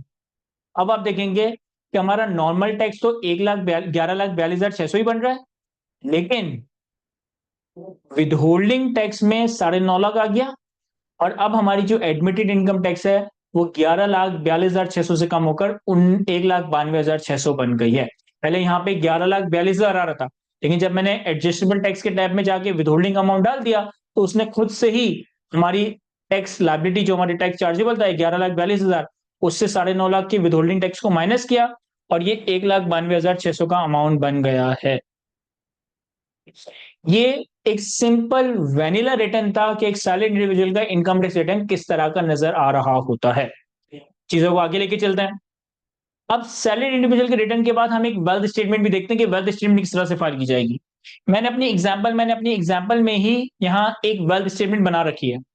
फॉर एग्जांपल कि ये जो बंदा है ना जिसकी ये सारी इनकम थी, साल के शुरू में इसकी वेल्थ स्टेटमेंट में ये चीजें आ रही हैं। रेजिडेंशियल प्रॉपर्टी आ रही है 22 मिलियन, बैंक बैलेंस आ रहा है 13 लाख, मोटर व्हीकल आ रही है 3 मिलियन, ज्वेलरी आ रही है 2.8 मिलियन, फर्नीचर वगैरह आ रहा होगा 25 लाख का, और कैश बैलेंस आ रहा था 2.21 मिलियन। ये साल के शुरू में एसेट्स थे। अच्छा, यहाँ मैंने ब्रेकअप बताया है, लेकिन अगर आप एफबीआर की वेबसाइट पे जाएंगे ना, एफबीआर की वेबसाइट पे अगर मैं अपनी वेल्थ स्टेटमेंट ओपन करता हूँ और वेल्थ स्टेटमेंट में आगे पर्सनल एसेट्स और लायबिलिटीज का ब्रेक टैब में जाता हूँ, सॉरी पर्सनल एसेट्स और लायबिलिटीज में नहीं, रिकंसिलिएशन में जाता हूँ, तो रिकंसिलिएशन में मेरे पास लिखा हुआ है net assets previous year 33812,397। Sir ये नंबर कहां से आया? ये मैंने आपके सामने टैक्स ईयर 2024 की रिटर्न खोली है। तो जिस भी बंदे की मैंने ये टैक्स ईयर 2024 की रिटर्न खोली है, इसने 2023 में अपनी वेल्थ सबमिट की होगी। तो 2023 में जो इसकी क्लोजिंग वेल्थ होगी, 2023 में जो इसके क्लोजिंग नेट एसेट्स आ रहे होंगे, वो वहां से ऑटो पिकअप होके यहाँ पे नेट एसेट्स ओपनिंग के नाम से या नेट एसेट्स प्रीवियस ईयर के कैलकुलेट हो गए हैं। ये नंबर हम पंच नहीं कर सकते, ये नंबर हम पंच नहीं कर सकते, ये ऑटो जनरेट होता है। जो मैंने पिछले साल अपनी वेल्थ स्टेटमेंट फाइल की थी, पिछले साल की मेरी वेल्थ स्टेटमेंट में जो मेरे नेट एसेट्स आ रहे थे, वहां से उसने नंबर उठा के नेट एसेट्स प्रीवियस ईयर यहाँ पे कैलकुलेट कर प्लॉट कर दिया। ये प्रीवियस ईयर के नंबर को मैं छेड़ नहीं सकता। हाँ, करंट ईयर के नंबर्स में मैंने क्या करा कि मैंने करंट ईयर में देखा, फॉर एग्जाम्पल कि भाई प्रॉपर्टी जो थी ना मेरी 22 मिलियन की थी, मैंने इसे 22 मिलियन पे रहने दिया, मैंने पूरे साल में कोई प्रॉपर्टी खरीदी नहीं है, मैंने पूरे साल में कोई प्रॉपर्टी बेची नहीं है। बैंक बैलेंस मैंने देखा, बैंक बैलेंस मैंने देखा 30 जून 2024 में तो मेरा बैंक बैलेंस हो गया था लेट से 19 लाख रुपए। मोटर व्हीकल की मैंने बात की तो मैंने देखा कि मोटर व्हीकल मैंने पूरे साल कोई खरीदी नहीं है, कोई बेची नहीं है, यानी कि साल के शुरू में जो मोटर व्हीकल था, साल के आखिर में भी 3 मिलियन का ही मोटर व्हीकल है। फिर मैंने ज्वेलरी वगैरह की इन्फॉर्मेशन निकाली तो देखा मैंने कि साल के शुरू में तो 28 लाख की ज्वेलरी थी, लेकिन मैंने करंट ईयर में 7 लाख की ज्वेलरी और परचेज कर ली, मेरे पास 35 लाख रुपए की ज्वेलरी हो गई। मैंने फर्नीचर हाउस होल्ड इफेक्ट्स वगैरह को देखा, तो साल के शुरू में मेरे पास 25 लाख का फर्नीचर था, ड्यूरिंग द ईयर मैंने 3 लाख का मजीद फर्नीचर खरीद लिया। और फिर कैश का अमाउंट, देखिए प्रैक्टिकली प्रैक्टिकली मैं आपको बताता हूँ कि जब मैं इसकी रिकंसिलेशन बनाऊंगा और जब मैं इसका कैश बैलेंस प्लॉट करूंगा, तो प्रैक्टिकली होता क्या है कि हम ये हिसाब रखते ही नहीं है कि भाई एक दिन में हमारे पास एक्चुअली कैश कितना है। बैंक का बैलेंस आपको बैंक स्टेटमेंट से मिल जाएगा। बाकी जो आपके रिपोर्टेबल एसेट्स हैं, फॉर एग्जांपल आपने प्रॉपर्टी खरीदी हुई है, कोई डॉलर अकाउंट खुलवाया हुआ है, कोई शेयर्स खरीदे हुए हैं, ये सारी वो इन्फॉर्मेशन है जो कि गवर्नमेंट को कहीं ना कहीं रिपोर्ट हो रही होती है। अगर आपके बैंक में पैसा है, इसे गलती से भी रिटर्न में गलत मत लिखिएगा, क्योंकि बैंक गवर्नमेंट के पास वो इन्फॉर्मेशन बैंक से ऑलरेडी पहुंच गई है। तो कभी भी अपने रिपोर्टेड एसेट्स के ऊपर मिस हाइड या गलत नंबर प्रेजेंट मत करें। अपने बैंक बैलेंस को, अपनी प्रॉपर्टी की डिटेल्स को, अपने शेयर्स की डिटेल्स को, जो जो चीजें गवर्नमेंट की नॉलेज में है ना, भाई अगर बैंक में पैसे रखे हुए तो बैंक वालों को पता है, तो गवर्नमेंट को भी पता है। अगर सीडीसी में किसी के शेयर्स लिए हुए तो तुम्हें पता है, तो सीडीसी को भी पता है, गवर्नमेंट को भी पता है। अगर आपने कोई फॉरेन करेंसी अकाउंट में डॉलर्स रखे हुए तो वो गवर्नमेंट को पता है, बैंक को पता है। तो जितने भी रिपोर्टेबल एसेट्स होते हैं ना, उसमें कभी भी मिसडिक्लेरेशन मत करिए, क्योंकि आज नहीं तो कल, 1 साल बाद, 2 साल बाद, 3 साल बाद आप लाजमी पकड़े जाएंगे। कभी भी अपने रिपोर्टेबल एसेट जो गवर्नमेंट को ऑलरेडी रिपोर्ट हो रहे हैं, उसमें कभी भी इंफॉर्मेशन को मिसस्टेट ना करिएगा। आपके गले में आज नहीं तो कल फंदा आ ही जाएगा, क्योंकि ये आप छुपा नहीं सकते। लेकिन ऐसा नहीं है कि सारे एसेट्स ही रिपोर्टेबल होते हैं। कुछ एसेट्स ऐसे होते हैं जो गवर्नमेंट को कहीं रिपोर्ट नहीं हो रहे होते। फॉर एग्जाम्पल, अगर मैंने ज्वेलरी खरीद के रखी हुई है, तो ये गवर्नमेंट के रिकॉर्ड में कहीं नहीं आ रही, इसमें मैं चीजें थोड़ी बहुत आगे पीछे कर सकता हूँ, करने का नहीं कह रहा, लेकिन मैं एक बात बता दूं कि ये गवर्नमेंट के रिकॉर्ड में नहीं आ रही। अगर मैंने घर पे फर्नीचर खरीदा हुआ है, अगर मेरे पास घर पे कैश रखा हुआ है, तो गवर्नमेंट इसको वेरीफाई नहीं कर सकती। यहाँ पे मैं अपनी अमाउंट को अपने हिसाब से आगे पीछे थोड़ा बहुत मैनेज कर सकता हूँ, लेकिन हमें चीजों को रिकंसाइल भी करना पड़ेगा। फॉर एग्जाम्पल कि यहाँ पे मैंने अज्यूम करते हुए 3.3 मिलियन का कैश डाल दिया। यहाँ पे मैंने अज्यूम करते हुए कि यार मेरे पास 30-40 लाख रुपए का कैश होगा, मैंने 3.3 मिलियन का कैश डाल दिया। अब मैंने वेल्थ स्टेटमेंट तो बना ली दोनों सालों की, लेकिन मुझे एक इंपॉर्टेंट स्टेटमेंट बनानी है, वेल्थ रिकंसिलिएशन स्टेटमेंट। मुझे एक इंपॉर्टेंट रिकंसिलिएशन बनानी है, वेल्थ रिकंसिलिएशन स्टेटमेंट। क्योंकि अगर वेल्थ रिकंसाइल नहीं होगी ना, तो आप अपना रिटर्न सबमिट ही नहीं कर सकते। आपको अपनी वेल्थ रिकंसाइल करनी पड़ेगी, क्या क्या आप अपना रिटर्न सबमिट कर रहे होंगे। कुछ स्टूडेंट ने सवाल किया मेरी इस डिस्कशन के ऊपर कि कभी भी रिपोर्टेबल एसेट्स को मिसस्टेट मत करना। तो एक बंदे ने सवाल पूछा कि सर कैश, व्हीकल, फर्नीचर वगैरह को कर सकते हैं? देखिए कैश और फर्नीचर जनरली हम मार्केट से परचेज करते हैं, तो इसको तो आप थोड़ा बहुत आगे पीछे कर लो, कोई मैनेज नहीं है। लेकिन अगेन व्हीकल को मत कीजिएगा, क्योंकि जब व्हीकल परचेज करते हो और व्हीकल को अपने नाम पर रजिस्टर करवाते हो ना, तो वो गवर्नमेंट के रिकॉर्ड में आ जाती है। एक स्टूडेंट ने, एक अटेंडी ने बहुत ही इंपॉर्टेंट सवाल पूछा है, ये सब अपने पास गौर से सुनिएगा। सर हम अपने इन एसेट्स को कैरिंग वैल्यू पे रखेंगे, कॉस्ट पे रखेंगे या फेयर वैल्यू पे रखेंगे? हम अपने इन एसेट्स को फेयर वैल्यू पे रखेंगे, कॉस्ट पे रखेंगे या कैरिंग वैल्यू पे रखेंगे? तो ये बहुत ही इंपॉर्टेंट बात है। हम टैक्स में अपने सारे एसेट्स को हिस्टोरिकल कॉस्ट पे रख रहे होंगे। हम टैक्स में अपने सारे एसेट्स को हिस्टोरिकल कॉस्ट पे रख रहे होंगे, फेयर वैल्यू पे नहीं रख रहे होंगे। हिस्टोरिकल कॉस्ट क्या है? सर हिस्टोरिकल कॉस्ट का मतलब है कि मैंने कितने का खरीदा था। आज से 1 साल पहले, 2 साल पहले, 5 साल पहले, 10 साल पहले आपने एक एसेट जितने का भी खरीदा था, आप अपने एसेट्स को हिस्टोरिकल कॉस्ट पे प्रेजेंट करोगे। भाई फॉर एग्जांपल 22 मिलियन की प्रॉपर्टी है। हो सकता है ये मैंने 10 साल पहले 22 मिलियन की खरीदी थी। आज ये प्रॉपर्टी 5 करोड़ रुपए की हो गई हो, लेकिन रिटर्न में मैं इसे हिस्टोरिकल कॉस्ट पे दिखाऊंगा। फॉर एग्जांपल 28 लाख रुपए की ज्वेलरी है। हो सकता है मैंने ये 6 साल पहले खरीदी हो, आज ये ज्वेलरी 50 लाख की हो गई हो, लेकिन रिटर्न में मैं अपने एसेट्स को हिस्टोरिकल कॉस्ट पे रखूंगा। तो ये बहुत इंपॉर्टेंट बात है। हम रिटर्न में अपने एसेट्स को फेयर वैल्यू पर प्रेजेंट नहीं करते, हिस्टोरिकल कॉस्ट, यानी कि जिस कॉस्ट पे आपने एसेट को एक्चुअली खरीदा था, उस कॉस्ट पे आप अपने एसेट्स को रिपोर्ट करोगे। जैसे जैसे उसमें चीजें एडलेस होती जाती है, वैसे वैसे ऐड करते जाओगे, लेकिन एसेट्स की फेयर वैल्यूएशन नहीं कर रहे होंगे। एक स्टूडेंट ने, एक अटेंडी ने सवाल पूछा कि सर जब गवर्नमेंट नॉन रिपोर्टेबल एसेट्स को रिकॉर्ड ट्रेस नहीं कर सकता, तो हम इसको रिपोर्ट ही क्यों कर रहे हैं? देखिए इसका एक बैकग्राउंड है कि as a tax payer, as a tax consultant, आपको अपनी टैक्स मैनेजमेंट के लिए अपनी वेल्थ को हेवी करना चाहिए। आपको अपनी टैक्स मैनेजमेंट के लिए अपनी वेल्थ को हेवी करना चाहिए। इसके बहुत सारे रीजंस हैं। फॉर एग्जांपल, आप जितनी अच्छी वेल्थ मेंटेन करते हो, अगर आपको कभी पाकिस्तान से बाहर ट्रैवल करना है, तो आपके पास एक हिस्ट्री दिखाने के लिए होगी कि भाई मैं इतने एसेट्स का मालिक हूँ। दूसरी बात, फॉर एग्जांपल आज मेरे पास कैश है, आज मेरे पास ज्वेलरी, आज मेरे पास हाउस होल्ड इफेक्ट है। ये वो एसेट्स हैं जो कि मैं गवर्नमेंट को रिपोर्ट नहीं कर रहा, मतलब गवर्नमेंट को रिपोर्ट नहीं हो रही, मैं खुद बता रहा हूँ। अगर आप इनको प्रॉपर्ली रिपोर्ट करोगे, अगर आप इनको हायर साइड पे रिपोर्ट करोगे, तो कल को भाई फॉर एग्जांपल आपने कल को कोई घर खरीद लिया, आपने कल को कोई गाड़ी खरीद लिया, आपने कल को कोई बैंक में पैसे रखवा दिए, तो वेल्थ को मैनेज करने के लिए हमारे पास वेल्थ स्टेटमेंट में कुछ एसेट्स ऐसे भी आ रहे हो जिनको हम आने वाले सालों में कम करके अपने रिपोर्टेबल एसेट्स को इंक्रीज करना चाहें, तो हम इंक्रीज कर सकते हैं। अगेन ये बहुत सारी एडवांस बातें जो मैं इतने कम सेशन के अंदर तो नहीं समझा पाऊंगा, लेकिन एक छोटा बहुत आइडिया दे रहा हूँ। अगर आपके नॉन रिपोर्टेबल एसेट्स का क्वांटम ज्यादा होगा, कल को आपने कोई रिपोर्टेबल एसेट परचेज किया ना, तो उसे वेल्थ के अंदर एडजस्ट करना, वेल्थ के अंदर मैनेज करना थोड़ा आसान होगा। मैं मजीद सवालों को नहीं देख रहा, क्योंकि मुझे ये रिकंसलेशन आपको समझानी है, और रिकंसलेशन जब मैं एक्सप्लेन करूंगा ना, बहुत सारी चीजें आपको खुद ही समझ आ जाएगी। मैंने for the time being 3.3 million का कैश फ्रॉड किया। मेरे पास क्लोजिंग 30 जून 2024 के ऊपर नेट एसेट्स आ गए 36.5 मिलियन के। अब हमें एक इंपॉर्टेंट रिकंसलेशन बनानी है, जिसे हम वेल्थ रिकंसलेशन स्टेटमेंट कह रहे होंगे। Net asset current year and पे कितने हैं? 36.5।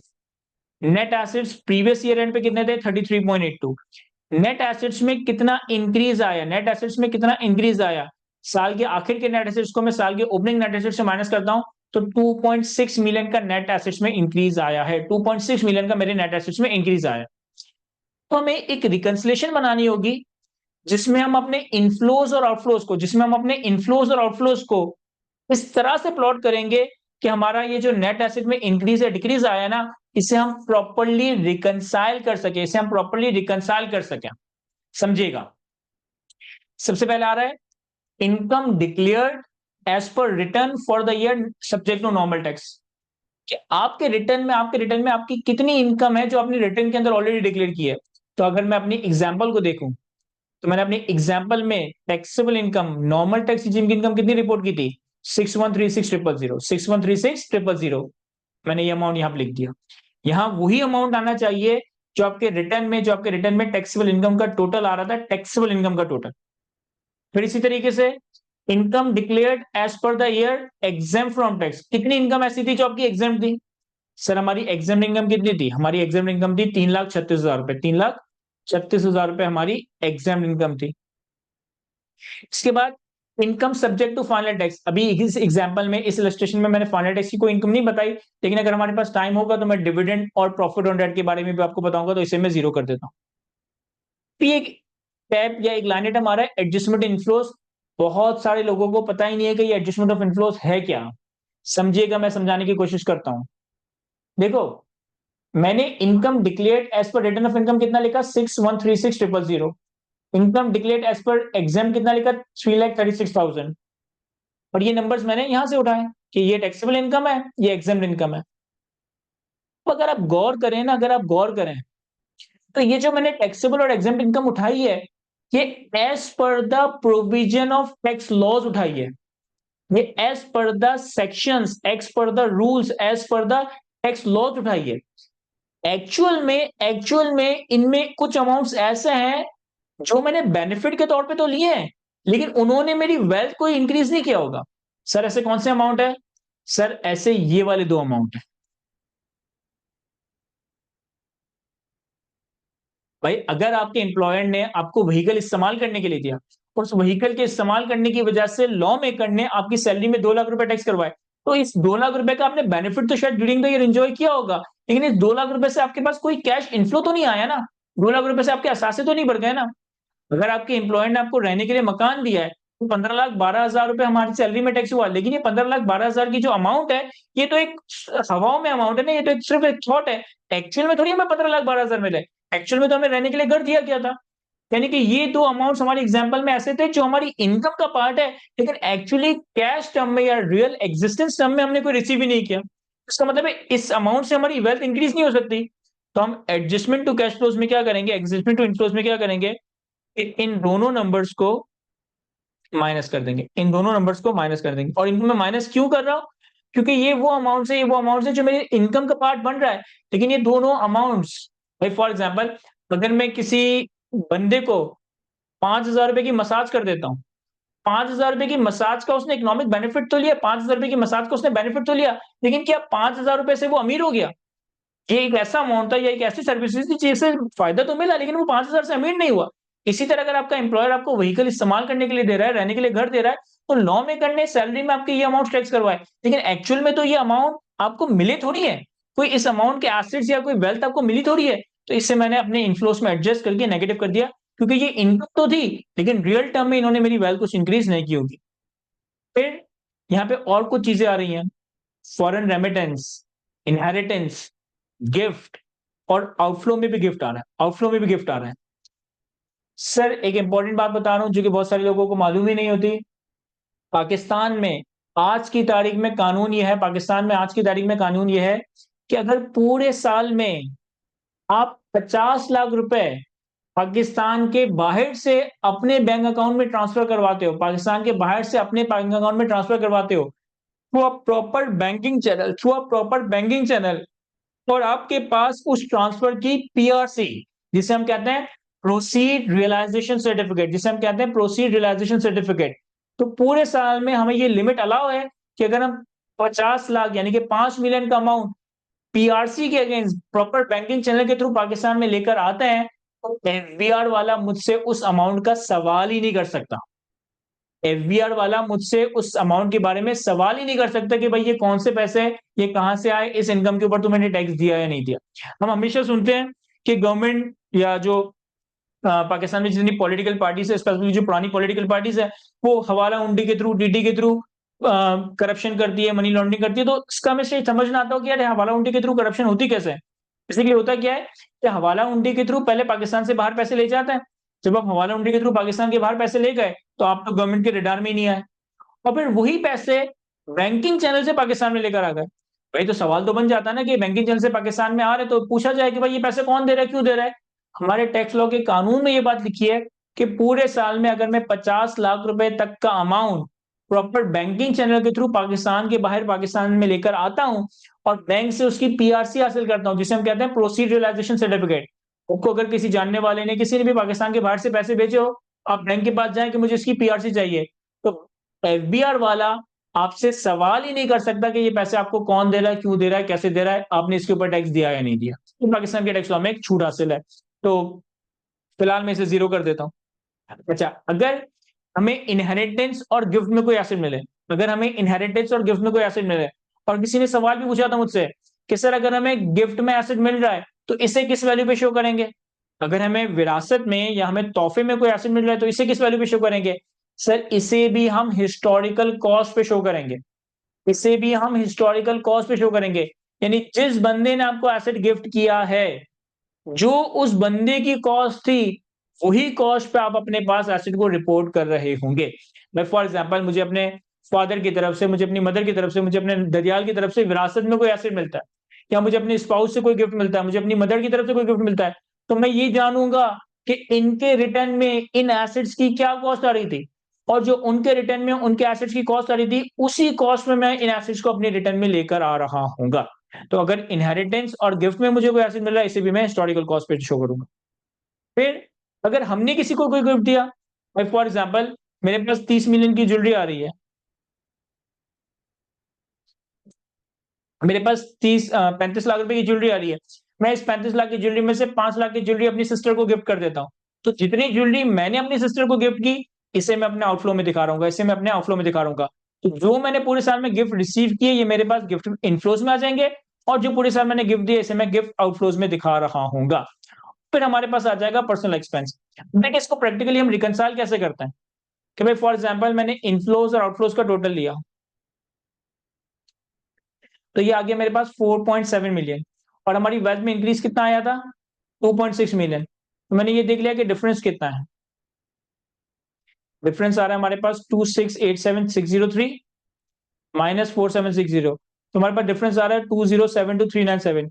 तो मैं पर्सनल एक्सपेंस में उतना अमाउंट पार्क कर देता हूँ, मैंने पर्सनल एक्सपेंस में उतना अमाउंट पार्क कर दिया। अब देखें केस टू केस बेसिस पे ना क्लाइंट वेरी करते हैं, कुछ क्लाइंट ये कहते हैं भाई मेरा कैश इतना दिखा दो, तो मैं उसका बैलेंसिंग पे पर्सनल एक्सपेंस कैलकुलेट कर लूंगा, जैसे मैंने आपके सामने कैलकुलेट किया। मैंने क्या करा, मैंने ये देखा कि ओपनिंग नेट एसेट्स और क्लोजिंग नेट एसेट्स में कितना इंक्रीज आया, इनफ्लोज और आउटफ्लोज के हिसाब से कितना इंक्रीज बन रहा है, अभी कितना डिफरेंस आ रहा है, डिफरेंस आ रहा है 2687 4760, तो डिफरेंस आ रहा है 2 पॉइंट समथिंग मिलियन। मैंने कहते हैं कि पर्सनल एक्सपेंसेस डाल देते हैं, हमारी वेल्थ रिकंसाइल हो गई। सब कुछ क्लाइंट्स ऐसे होते हैं, कुछ टैक्स पेयर ऐसे देखें, कोई भी ना अपने महीनों के खर्चों का बहुत हार्ड एंड फास्ट ट्रैक नहीं रख रहा होता।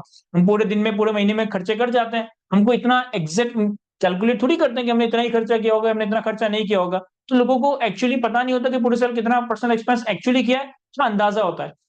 फॉर एग्जाम्पल कोई पर्सन आता है मेरे पास, वो कहता है यार मैंने जो है ना महीने के 1.5 लाख रुपए और 1.5 लाख रुपए के हिसाब से पूरे साल में 18 लाख का खर्चा किया होगा, तो एक काम करना मेरे पर 18 लाख रुपए एक्सपेंस डाल देना।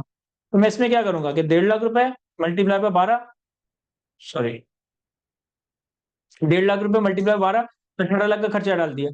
तो जब मैंने रिकंसिलेशन में देखा, मैंने रिकंसिलेशन में देखा, तो यहाँ पर डिफरेंस कितना आ रहा है, 3572397। तो अगर पर्सनल एक्सपेंस का नंबर मुझे क्लाइंट ने बता दिया, तो मैं इस अमाउंट को जाकर फिर क्लोजिंग कैश में डाल दूंगा, मैं इस अमाउंट को जाकर फिर क्लोजिंग कैश में डाल दूंगा।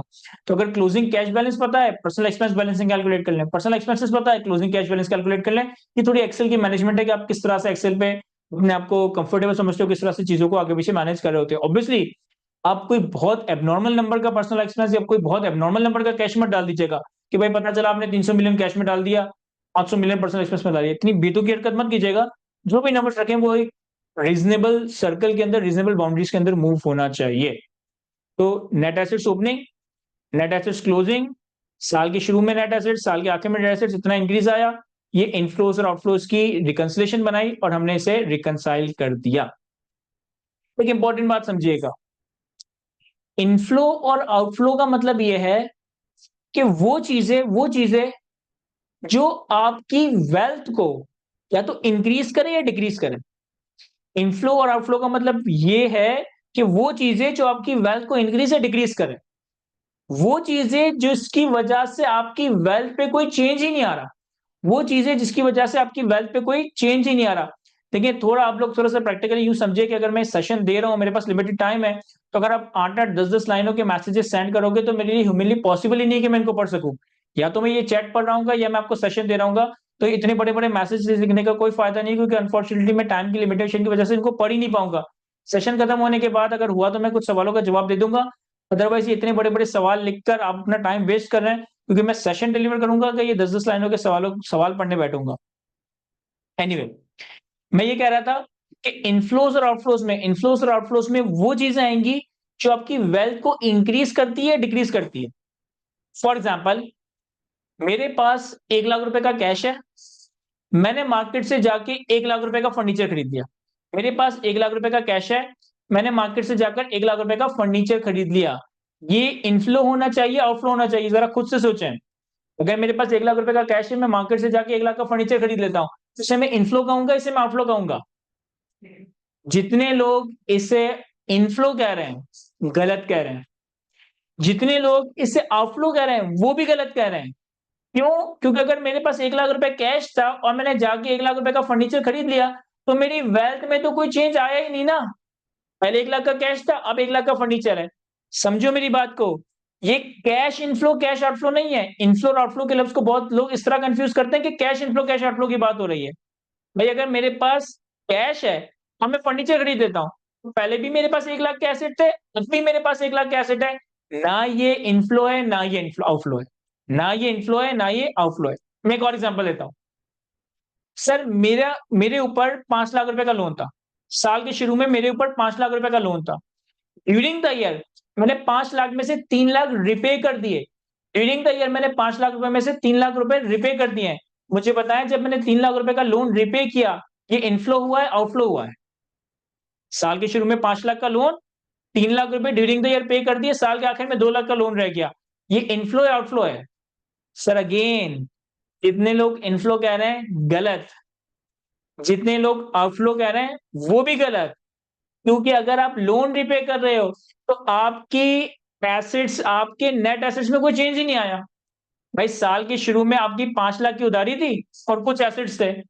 उसी एसेट से आपने 3 लाख की उधारी पे कर दी, तो 3 लाख से एसेट भी कम हो गए, 3 लाख से लायबिलिटी भी कम हो गए। सर यहाँ पे भी कोई इनफ्लो आउटफ्लो नहीं आएगा। मैं क्या समझाना चाह रहा हूँ, मैं क्या समझाना चाह रहा हूँ, ये बड़ा इंपॉर्टेंट स्टेप है कि ये इनफ्लो और आउटफ्लो कैश इनफ्लो आउटफ्लो नहीं है। ये इनफ्लो और आउटफ्लो का मतलब है कि वो चीजें जो आपकी वेल्थ को इंक्रीज करें, वो चीजें जो आपकी वेल्थ को डिक्रीज करें। अगर मैं कोई एसेट खरीद रहा हूँ, तो अपने ही पैसों से खरीद रहा हूँ, तो मेरी वेल्थ थोड़ी चेंज होगी। और अगर मैं कोई लोन रिपे कर रहा हूँ, तो अपने ही एसेट से पे कर रहा हूँ, तो एसेट भी कम हो रहा है, लोन भी कम हो रहा है। तो एसेट का खरीदना, एसेट का नेचर चेंज होना, लायबिलिटी का पे ऑफ होना, ये आपकी वेल्थ रिकंसिलिएशन में नहीं आता। ये इनफ्लो भी नहीं है, ये आउटफ्लो भी नहीं है। ये इनफ्लो भी नहीं है, ये आउटफ्लो भी नहीं है। सर तो फिर इनफ्लो आउटफ्लो में क्या आएगा? इनफ्लो आउटफ्लो में वो आएगा जो आपकी इनकम है। इनफ्लो आउटफ्लो में वो आएगा जो आपके एक्सपेंसेस हैं। फॉर एग्जांपल, इस एग्जांपल में मैंने ये इनकम कमाई थी, ये इनकम आ गई इनफ्लो में। फॉर एग्जाम्पल, मुझे विरासत में कोई एसेट मिला होता, अगर मुझे विरासत में कोई एसेट मिला, इससे मेरे असासे इंक्रीज होंगे, ये इनफ्लो में आएगा। फॉर एग्जाम्पल, मुझे गिफ्ट में कोई एसेट मिला होता, तो गिफ्ट में अगर मुझे कोई एसेट मिला, इससे मेरे एसेट इंक्रीज होंगे, ये इनफ्लो में आएगा। फॉर एग्जाम्पल, मैंने किसी को गिफ्ट में, मैंने किसी को इनहेरिटेंस में एसेट दे दिए होते, तो मेरा गिफ्ट देना मेरे एसेट्स को कम कर देगा, ये आउटफ्लो में आएगा। मैंने पर्सनल एक्सपेंसेस किए, अपने चाइल्ड की एजुकेशन के ऊपर खर्चा किया, अपना रेंट पे किया, अपने पेट्रोल के खर्चे पे किए, और अपने 10 तरह के खर्चे किए। इन चीजों से वाकई में मेरी वेल्थ कम होगी, तो ये मेरे पर्सनल एक्सपेंसेस आउटफ्लो में आ रहा होगा। तो this is not cash inflow और cash outflow. This is the inflow और आउटफ्लो इन योर वेल्थ। वो चीजें जो तुम्हारी वेल्थ को इंक्रीज करें, वो इनफ्लो है। वो चीजें जो तुम्हारी वेल्थ को डिक्रीज करें, इससे हम आउटफ्लो कह रहे होंगे। आई होप ये मैं समझा पाया हूं आपको। चलते हैं इसे एफबीआर के रिटर्न में प्लॉट करने के, एफबीआर के रिटर्न में प्लॉट कैसे किया जाएगा। सर वेल्थ स्टेटमेंट में हम आए। वेल्थ स्टेटमेंट में पहले मैंने पर्सनल एसेट्स और लायबिलिटीज की डिटेल डाली। रिकंसिलिएशन में मेरे पास नेट एसेट्स प्रीवियस ईयर के ऑलरेडी आ रहे हैं। ये मेरी लास्ट ईयर की रिटर्न से उठ के आ रहे हैं। 33 मिलियन के लास्ट ईयर के जो एसेट्स है, वो मेरे उठकर ऑटो यहाँ पे आ गए। पर्सनल एसेट्स में अब मैं करंट ईयर की इन्फॉर्मेशन डालता हूँ। सबसे पहले मेरे पास रेजिडेंशियल प्रॉपर्टी थी, कितनी? 22 मिलियन। अच्छा, यहाँ पे ना जब आप एसेट्स की इन्फॉर्मेशन पुट करते हो ना, तो आपको थोड़ी बहुत इन्फॉर्मेशन देनी पड़ती है कि फॉर एग्जांपल मेरे पास एक रेजिडेंशियल प्रॉपर्टी है, तो मैं यहाँ प्लस करूंगा तो वो मुझसे प्रॉपर्टी की कुछ इन्फॉर्मेशन मांगेगा। फॉर एग्जांपल मैं अपना एड्रेस लिख देता हूँ, फ्लैट 8201 नॉर्थ नाजिमाबाद। यहाँ प्रॉपर एड्रेस लिखना चाहिए कि भाई फला बिल्डिंग में फला, ये फला, तो मैं यहाँ शॉर्ट में लिख रहा हूँ। तो मैंने जब ऐड किया, तो मेरे पास ये टैब खुल गया, यहाँ मैंने प्रॉपर्टी के 22 मिलियन डाल दी। इसके बाद मेरे पास बैंक बैलेंस है। तो बैंक बैलेंस आपके पास आएगा इस इन्वेस्टमेंट्स के टैब में, आप डाल सकते हैं इसे, या डेट इन्वेस्टमेंट्स में डाल दें। इसमें भी आपसे कोई इन्फॉर्मेशन मांगेगा। फॉर एग्जांपल मेरा एमसीबी बैंक अकाउंट है, और मैंने इसका अकाउंट नंबर लिख दिया 1234। तो मेरे पास बैंक बैलेंस 19 लाख रुपए। फिर मेरे पास मोटर व्हीकल है, तो मोटर व्हीकल, इसमें भी वो कुछ इन्फॉर्मेशन मांगेगा कि भाई कौन सी कार है। फॉर एग्जाम्पल मेरे पास मीरा है, इसका भी आपने रजिस्ट्रेशन नंबर बता दिया 24962345। इसकी वैल्यू आ गई 3 मिलियन। फिर मेरे पास ज्वेलरी है। ज्वेलरी देखें, ज्वेलरी रिपोर्टेबल नहीं है, इससे मैं पर्सनल आइटम में वैसे ही डाल देता हूँ। हाउस होल्ड इफेक्ट ये भी रिपोर्टेबल नहीं है, इस क्योंकि देखिए जो रिपोर्टेबल एसेट्स होते हैं ना उसकी वो इन्फॉर्मेशन भी मांगता है कि भाई कौन सी कार है, इसका क्या रजिस्ट्रेशन नंबर है, कौन सा मेक एंड मॉडल है। अगर बैंक अकाउंट है तो बैंक अकाउंट की डिटेल्स दे दो, किस अकाउंट नंबर क्या है, आईबीएन नंबर क्या है। अगर प्रॉपर्टी है तो प्रॉपर्टी का डिटेल दे दो, एड्रेस क्या है, लोकेशन क्या है, साइज क्या है, ये सारी चीजें। फिर हमारे पास और क्या था, कैश। कैश मैंने प्लॉट किया कैश के कॉलम में। इसमें अगर आप इसको देखेंगे थोड़ा टाइम निकाल के तो आपको समझ आ जाएगा, आसान आसान सी चीजें आ रही है जो रेलिवेंट थी मैंने यहाँ प्लॉट कर दी और मैंने कैलकुलेट किया। जब मैंने सारी चीजें कैलकुलेट की तो मेरे पास टोटल नेट एसेट्स कैलकुलेट हो गए, टोटल एसेट्स कैलकुलेट हो गए 36,772,397। और मैंने एक्सेल में भी इतने ही कैलकुलेट किए थे, 36,772,397। मैंने सारे इन्फॉर्मेशन प्लॉट की इन टैब्स में, तो हमारे पास टोटल आ गया 36,772,397, 36,772,397। ये बैलेंस स्टेटमेंट कंप्लीट हुई है।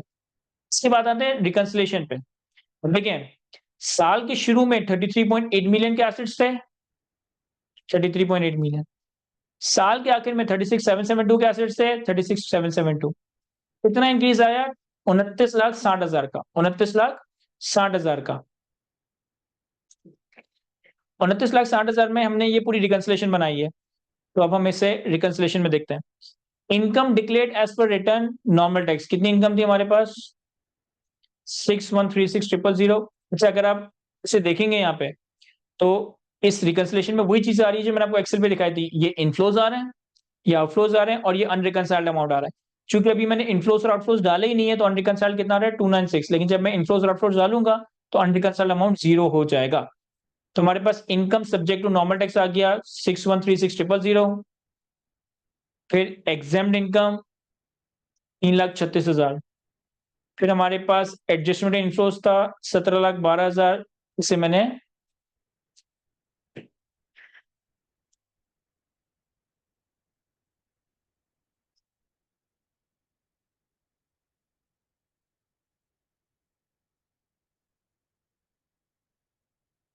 थोड़ी डिस्क्रिप्शन बता दी इसे।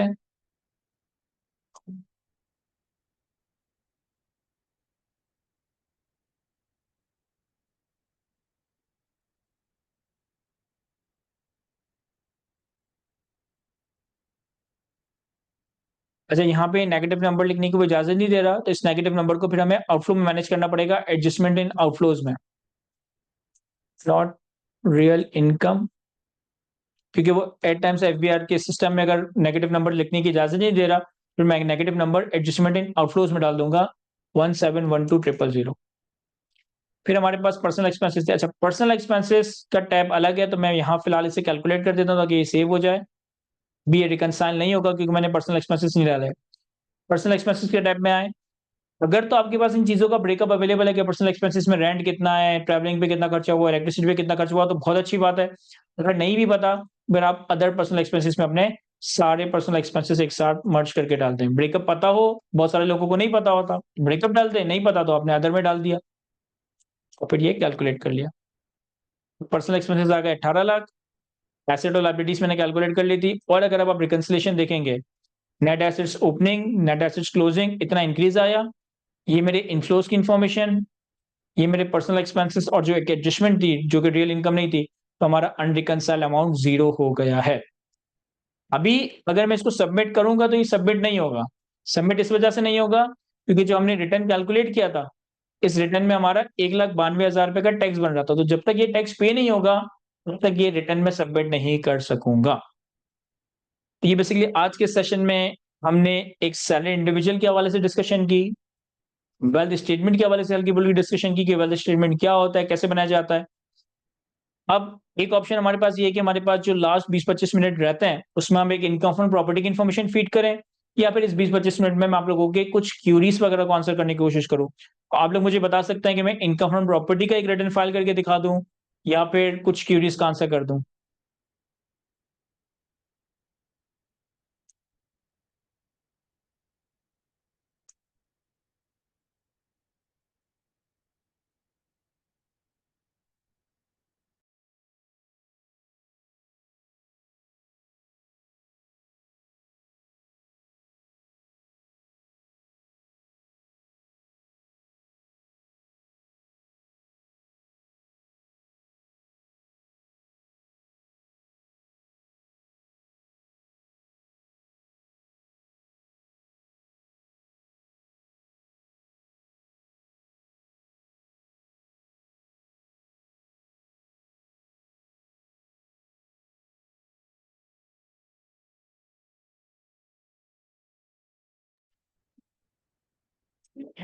अच्छा जी, बहुत सारे लोगों के चैट्स देखने के बाद मेरा मशवरा या मेरा ख़्याल है कि हमें क्यूरीज़ को आंसर कर लेना चाहिए, ताकि हमारे पास सैलरी हेड क्लोज़ हो जाए। इनकम फ्रॉम प्रॉपर्टी का रिटर्न कैसे फाइल होगा, उसके लिए हम next week after 10th of Muharram एक सेशन कर सकते हैं, जिसमें हम इनकम फ्रॉम प्रॉपर्टी और कुछ और हेड्स की इनकम देख रहे हो। तो अभी हम क्यूरीज़ को आंसर कर रहे हैं, ताकि हमारे पास जो लिमिटेड टाइम रह गया है, इसमें हम आपकी इस सेशन से पर्टेनिंग, सैलरी से पर्टेनिंग, वेल्थ स्टेटमेंट से पर्टेनिंग कुछ सवालों का जवाब दे सकूँ। तो मैं सारे सवालों को फीफो बेसिस पे असेंडिंग ऑर्डर की बेसिस पे आंसर करने की कोशिश करूँगा। तो आप अपना सवाल एक दफ़ा लिखने के बाद थोड़ा वेट कीजिएगा। असेंडिंग ऑर्डर में जब आपका सवाल मुझ तक पहुँच जाएगा, मैं उसको आंसर कर रहा हूँगा।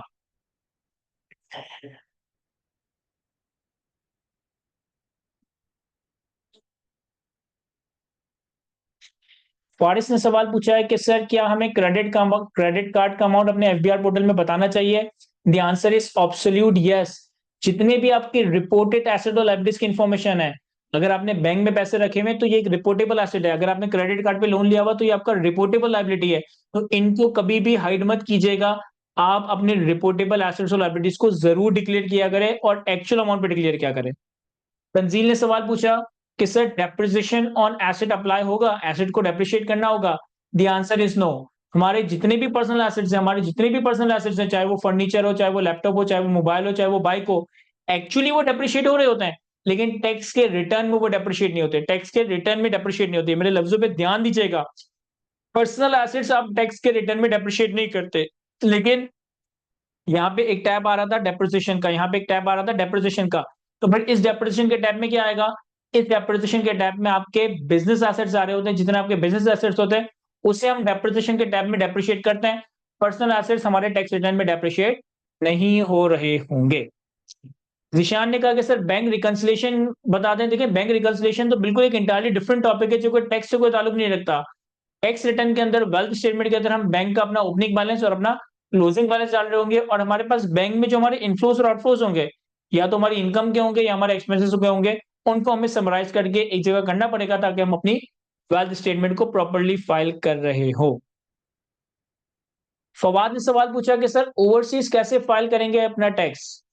देखिए, अगर तो पहले थोड़ा सा इसको जिक्र कर लें, तो पाकिस्तान टैक्स लॉ में जो टैक्सेशन है ना, वो एक पर्सन के रेजिडेंशियल स्टेटस की बेसिस पे, वो एक पर्सन के रेजिडेंशियल स्टेटस की बेसिस पे। ये रेजिडेंशियल स्टेटस आपका पासपोर्ट नहीं है। मैं ये नहीं कह रहा कि आप पाकिस्तानी हो, नॉन पाकिस्तानी हो। टैक्स लॉ में रेजिडेंशियल स्टेटस एक अलग कॉन्सेप्ट है। अगर तो इनकम टैक्स लॉ के तहत आप रेजिडेंट पर्सन हो, अगर तो इनकम टैक्स लॉ के तहत आप रेजिडेंट पर्सन हो, तो फिर पाकिस्तान में आपको अपनी Pakistan source income as well as foreign source income दोनों के ऊपर ही टैक्स पे करना है। अगर एक बंदा रेजिडेंट है, पाकिस्तान में रेजिडेंट है, अब रेजिडेंट का क्राइटेरिया है पूरा कि रेजिडेंट इंडिविजुअल कौन होता है, रेजिडेंट ईओपी क्या होती है, रेजिडेंट कंपनी क्या होती है। मैं भी इस पर डिस्कशन नहीं कर सकता। लेकिन अगर आप रेजिडेंट पर्सन हो, तो आपको अपनी Pakistan source income, foreign source income दोनों पे पाकिस्तान में टैक्स देना है। और अगर कोई ओवरसीज पाकिस्तानी है, और मोस्ट लाइकली वो नॉन रेजिडेंट होगा, तो नॉन रेजिडेंट को अपनी सिर्फ पाकिस्तान सोर्स इनकम पे टैक्स देना होता है। यानी कि अगर एक ओवरसीज पाकिस्तानी, अगर एक नॉन रेजिडेंट है और वो पाकिस्तान में कुछ कमा रहा है, तो उस पर वो टैक्स देगा। पाकिस्तान के बाहर वो जो कुछ भी कमा रहा है, पाकिस्तान के बाहर वो जो भी फॉरेन सोर्स इनकम कमा रहा है, उसके ऊपर उसे कोई टैक्स पे नहीं करना होगा।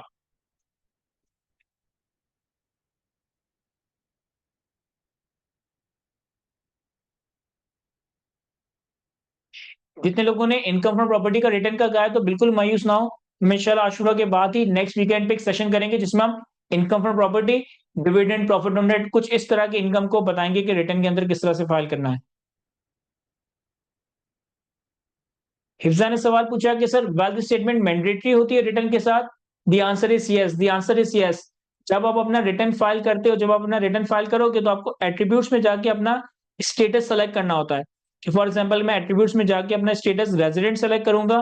तो जब मैं अपना स्टेटस रेजिडेंट सेलेक्ट करूंगा, तो लीगली भी और प्रैक्टिकली भी मुझे अपना वेल्थ स्टेटमेंट फाइल करना होगा। वेल्थ स्टेटमेंट के बगैर आपका रिटर्न सबमिट ही नहीं होगा, और अगर सबमिट भी हुआ, वो एक तरीके से वॉइड सबमिशन होगी। गौरव ने सवाल पूछा कि सर नॉन सैलरी इंडिविजुअल को भी बता दें। देखिए, नॉन सैलरी इंडिविजुअल के केस में कोई अलग रॉकेट साइंस नहीं है। जिस तरह से मैंने आपकी सैलरी इनकम कैलकुलेट की और सैलरी इनकम को रिटर्न में प्लॉट किया, इसी तरीके से जब बाकी हेड्स को हम रिटर्न में प्लॉट करेंगे, फॉर एग्जांपल कि भाई इसी बंदे की इनकम फ्रॉम प्रॉपर्टी भी होती, कैपिटल गेन भी होता, इनकम फ्रॉम अदर सोर्सेज भी होती, तो फिर इसकी टैक्सेबल इनकम में दो चार हेड्स की इनकम कैलकुलेट होती। अगेन फिर हम कंपेयर करते हैं कि क्या इसकी सैलरी इसके टैक्सेबल इनकम के 75% से ज्यादा है या नहीं? अगर तो सैलरी टैक्सेबल इनकम के 75% से ज्यादा है तो वो सैलरीड है। लेकिन अगर सैलरी टैक्सेबल इनकम के 75% से कम है, फिर वो नॉन सैलरीड है। अब जब वो नॉन सैलरीड बनेगा, सारी कैलकुलेशन सब कुछ ऐसे ही हो रहा होगा।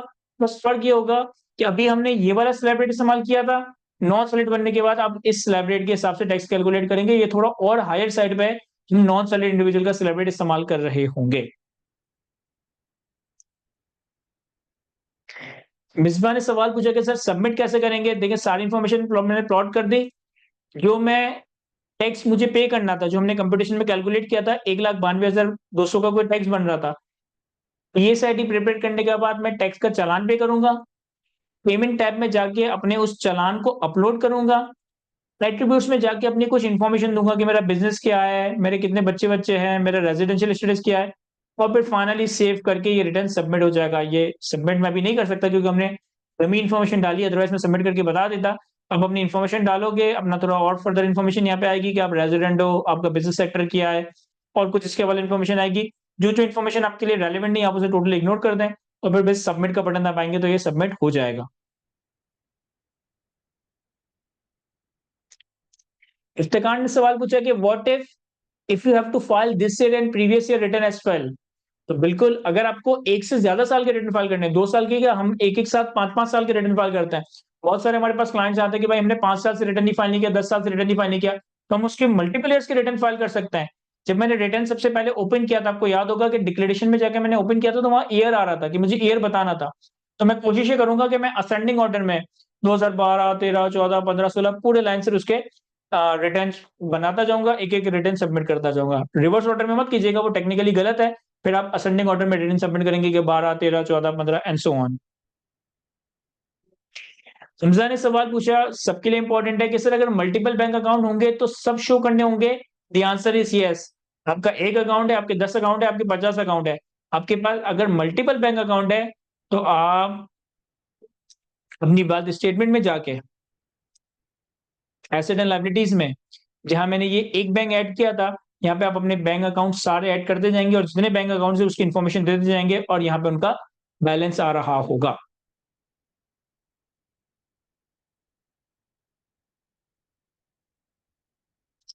वक्कास ने सवाल पूछा है कि सर अगर व्हीकल सेल कर दें तो उसका क्या इफेक्ट होगा? वक्कास, अगर आपकी कोई पर्सनल व्हीकल है, अगर आपकी कोई पर्सनल व्हीकल है और उसे आप सेल कर देते हो, तो कोई टैक्स इंप्लीकेशन नहीं आएगी, कोई टैक्स इंप्लीकेशन नहीं आएगी। हाँ, व्हीकल की सेल करने की वजह से होगा ये कि अगर आपके पास कोई गेन या लॉस आ रहा है, अगर आपके पास कोई गेन या लॉस आ रहा है, तो गेन को आप अपने इनफ्लोज में और लॉस को आप अपने आउटफ्लोज में प्रेजेंट करेंगे।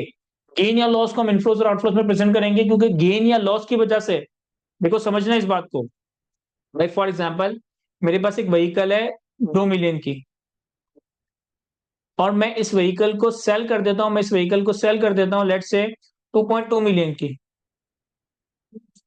तो मुझे गेन कितना हुआ? मुझे गेन हुआ 2 लाख रुपए का। तो गौर से समझिएगा, अगेन मैं ये बात रिपीट कर रहा हूं कि आपके इनफ्लोस और आउटफ्लोस में 2 मिलियन या 2.5, 2 मिलियन नहीं आएगा। भाई 2 मिलियन से आपका व्हीकल कम हुआ, 2.2 मिलियन से आपका कैश बढ़ गया होगा। इनफ्लो और आउटफ्लो में सिर्फ हम गेन दिखाएंगे, कि 2 लाख रुपए का गेन हम अपने इनफ्लोस में दिखा देंगे, उसे रिटर्न में नहीं दिखाएंगे, क्योंकि पर्सनल एसेट्स की जो मूवेबल पर्सनल एसेट्स हैं, फर्नीचर, व्हीकल, मोबाइल, लैपटॉप, इन चीजों के डिस्पोजल पे जो गेन आता है वो लॉ में टैक्सेबल नहीं होता।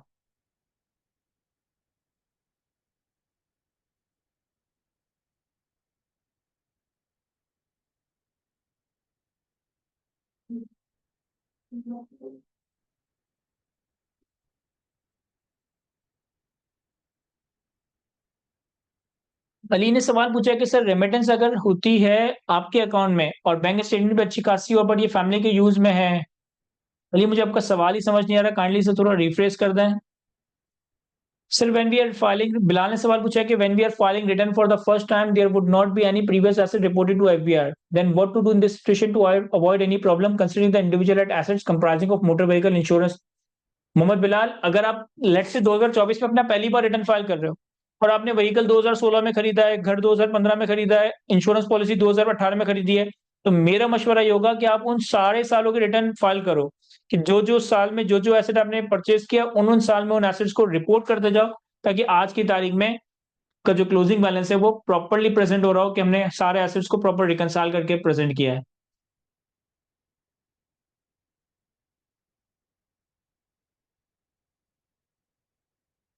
सलाम, मुझे फाइवर का इतना आइडिया नहीं है कि फाइवर से जो प्रोसीड आपके बैंक में आती है, क्या वो लोकल बैंक से आ रही होती है, इंटरनेशनल बैंक से आ रही होती है। लेकिन अगर इंटरनेशनल बैंक से आ रही होती है तो आप ऑब्वियसली अपने बैंक से पीआरसी पर ऑब्टेन करोगे, और उस पीआरसी की बेसिस पे आपको 5 मिलियन तक की अमाउंट, 50 लाख तक की अमाउंट के ऊपर एक एग्जेम्पशन है, आप उसको इग्नोर कर सकते हो। अली, वेयर आई शो एक स्टूडेंट ने सवाल पूछा है कि where should I show my income from crypto currency. Crypto currency की इनकम के हवाले से हमारे टैक्स लॉ में ऐसे कोई क्लैरिटी नहीं है कि उसको कहाँ शो करना है। लेकिन बहुत सारे टैक्स लॉयर्स का कंसल्टेंट का व्यू ये है कि या तो आप उसे कैपिटल एसेट्स में, या आप उसे कैपिटल एसेट्स में, या आप उसे इनकम फ्रॉम अदर सोर्सेज में किसी एक जगह प्रेजेंट कर सकते हैं। क्रिप्टो करेंसी से अगर आपने कोई इनकम वगैरह कमाई है तो आप उसे इनकम फ्रॉम अदर सोर्सेज में भी दिखा सकते हैं, कैपिटल एसेट्स में भी दिखा सकते हैं। अली ने सवाल पूछा है कि सर, जो टैक्स हम मोबाइल फोन, सिम कार्ड या पीटीसीएल के बिल के थ्रू पे करते हैं, वो सर्टिफिकेट्स कैसे होते रिटर्न में। ये एक इंपॉर्टेंट और रेलिवेंट सवाल है, सारे इस सवाल का जवाब सुना है। देखिए, आपने जिस भी कंपनी के आपके पास सिम है, आप उसकी वेबसाइट पे जाके, उनकी वेबसाइट पे ऑप्शन होता है कि आप अपनी मोबाइल नंबर के थ्रू ये जान पाते हो कि पूरे साल में आपका कितना टैक्स विथहोल्ड हुआ है। फॉर एग्जाम्पल कि अगर आपकी यूफोन की सिम है, या जैस की सिम है, या कोई और सिम है, या टेलीनॉर है, पीटीसीएल कुछ भी है, आप उनकी वेबसाइट पे जाके अपनी इन्फॉर्मेशन डाल के आपको ये पता चल जाता है कि आपके पूरे साल कितनी विथहोल्डिंग हुई है।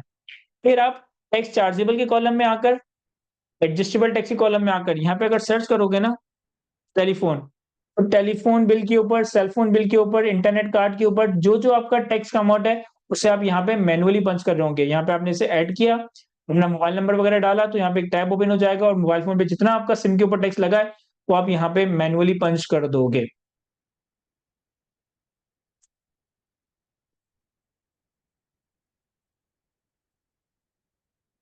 अनु, एक सवाल पूछा है जो कि एक स्टूडेंट ने पूछा है और आप सबके लिए रेलिवेंट है, कि सर हम इससे अर्न कैसे कर सकते हैं। अभी मैंने कैप क्वालिफाई किया, और ये जो आपने रिटर्न फाइलिंग समझाई है, इससे मैं पैसे कमा सकता हूँ। देखें, ऑब्वियसली ऑब्वियसली कि 2 घंटे का session is not more than enough कि आप इससे फौरन पैसे कमाने लग जाओ। लेकिन मैं ये भी नहीं कह रहा कि आपको 200 घंटे पढ़ना पड़ेगा तो ही आप पैसे कमाने लग जाओ। आप इस तरह के, जिस तरह मैंने आपको रिटर्न फाइलिंग का सेशन पढ़ाया है ना, इस तरह के आपको बहुत सारे सेशंस आने वाले वक्तों में हमारे प्लेटफॉर्म से भी मिल जाएंगे। और आप वैसे भी यूट्यूब वगैरह पे सर्च करोगे ना, तो बहुत सारे लोगों ने इस तरह की वीडियोस बनाकर रिकॉर्ड किए। आप अपना टेक्स्ट का थोड़ा करिकुलम रिवाइज करो, जो आपने ऑलरेडी कवर किया अपनी स्टडीज में, रिटर्न फाइलिंग की थोड़ी चीजें वगैरह देखो, और फिर अपने ही सराउंडिंग्स में लोगों को बताना शुरू करो।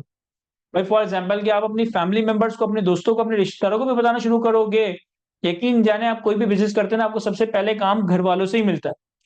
आप जब अपने घर वालों को, अपने फैमिलीज को, अपने दोस्तों को बताना शुरू करोगे, मैं ये नहीं कह रहा कि हर कोई आपसे रिटर्न फाइल करेगा, लेकिन आप 100 लोगों को बताओगे तो 5 लोग हो सकता है आपसे रिटर्न फाइल करवाए। 5 लोगों का अगर आपने सही रिटर्न फाइल किया ना, फिर वो 5 लोग आगे मजीद 25 लोगों को बताएंगे।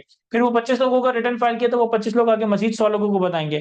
तो वक्त के साथ साथ कर करके ही आपका नेटवर्क बड़ा होता है, आपकी पीआर बनती है। लेकिन आपको काम इनिशियली घर वालों की तरफ से ही मिलता है। घर वालों का मतलब वो नहीं जो अम्मी अबू हमारे साथ रहते हैं, यानी कि आपके रिश्तेदार, आपके दोस्त, आपका जो भी सर्कल है, अगर आप उनको इन्फॉर्म करें, लेकिन आपको काम आता हो, आप थोड़ा लॉ भी रिवाइज कर लें, रिटर्न फाइलिंग के इस तरह के कुछ 4-5 और सेशन अटेंड कर लें, और फिर आप अपनी अर्निंग शुरू कर सकते हैं। मंसूर, फ्रीलांसिंग के हवाले से सर था, एक बिल्कुल सेपरेट सेशन कंडक्ट करवाएंगे किसी और ट्रेनर से।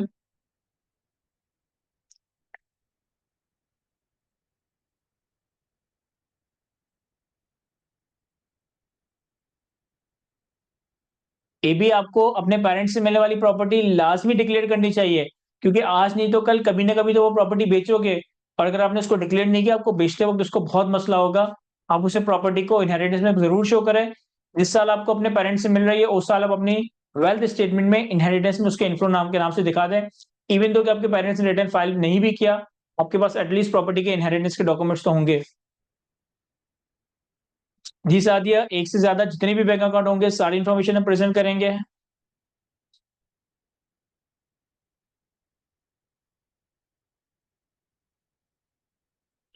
किसान ने सवाल पूछा कि सर, गैस और इलेक्ट्रिसिटी की सब एडजस्टमेंट हो सकती है। गैस और इलेक्ट्रिसिटी के बिल की एडजस्टमेंट नहीं हो सकती। गैस और इलेक्ट्रिसिटी के बिल के ऊपर जो आपने इनकम टैक्स दिया है, गैस और इलेक्ट्रिसिटी के बिल के ऊपर आपने जो इनकम टैक्स दिया है, उसकी एडजस्टमेंट बिल्कुल हो सकती है। एडजस्टेबल टैक्स में ही अगर आप गैस से सर्च करेंगे,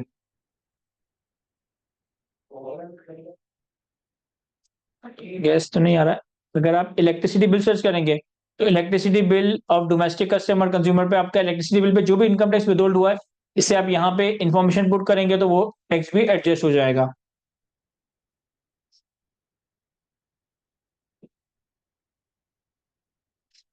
वकास, न्यू व्हीकल परचेज करने का टैक्स रिकंसिलेशन में कोई इंपैक्ट नहीं आएगा, बस आपकी क्लोजिंग वेल्थ स्टेटमेंट में न्यू व्हीकल आ जाएगा। और पुराना व्हीकल जो आपने बेचा वो आपकी वेल्थ स्टेटमेंट से गायब हो जाएगा। पुराने व्हीकल के डिस्पोजल पे जो गेन या लॉस आएगा, जो गेन या लॉस आएगा, इसे आप अपनी वेल्थ रिकंसिलेशन में एज अ इनफ्लो या आउटफ्लो दिखा रहे होंगे। एचपी ओपनिंग एसेट्स में जो लास्ट ईयर का क्लोजिंग है, इसका ब्रेकअप देखने के लिए आपको अपनी ही लास्ट ईयर की रिटर्न देखनी पड़ेगी। जो आपका लास्ट ईयर का रिटर्न है उसमें वो सारे एसेट्स का ब्रेकअप आ रहा होगा जो आपने खुद ही फाइल किया होगा मोस्ट लाइकली।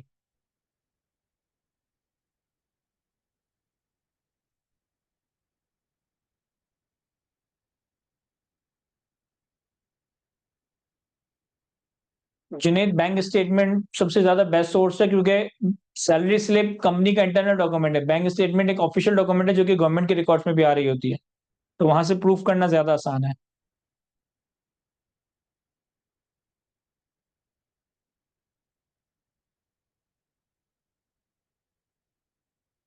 उसामा, अगर आपका एम्प्लॉयर आपका विदहोल्डिंग टैक्स ज्यादा डिडक्ट कर ले तो प्रैक्टिकली प्रैक्टिकली लीगली तो रिफंड आपका बनता है, लेकिन प्रैक्टिकली आपको रिफंड मिलता नहीं है। तो मसला नहीं है, आप उसको रिफंड के नाम से शो करें और फिर अगले साल आप अपने एम्प्लॉयर से उस रिफंडेबल टैक्स को एडजस्ट करवाएं। लेकिन अगर एक साल में आपके एम्प्लॉयर ने आपका ज्यादा टैक्स डिडक्ट कर लिया है, बट अगले साल उसे एडजस्ट करके अगले साल वो आपका कम टैक्स एडजस्ट कर रहा हो।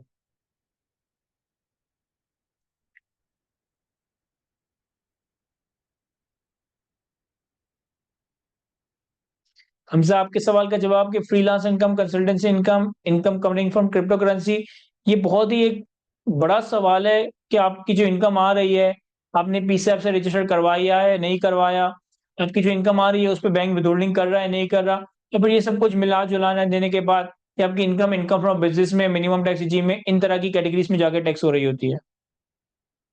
जी मंसूर, बस इस सेशन एंड होने के बाद मैं पीडीएफ अपलोड कर दूंगा।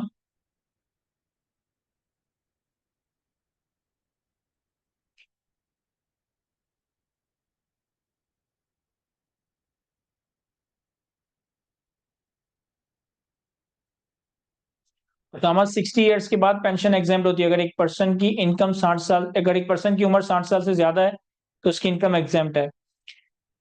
नानिक, जो हमने रिटर्न यहाँ पे कैलकुलेट किया और कंप्यूटेशन करके हमने जो एडमिटेड टैक्स कैलकुलेट किया, इसी के बराबर में आप पीएसआईडी का बटन क्लिक करूंगा तो वो टैक्स चालान जनरेट हो जाएगा। कोई इन्फॉर्मेशन नहीं मांगेगा, बस ये बटन दबाना तो टैक्स चालान जनरेट हो जाएगा।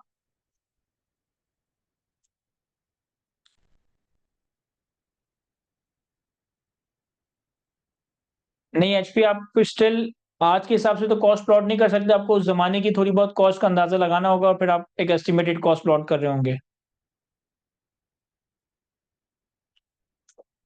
किसी ने सवाल पूछा कि सर पोर्टल के ऊपर लास्ट ईयर की रिटर्न कैसे व्यू कर सकते हैं।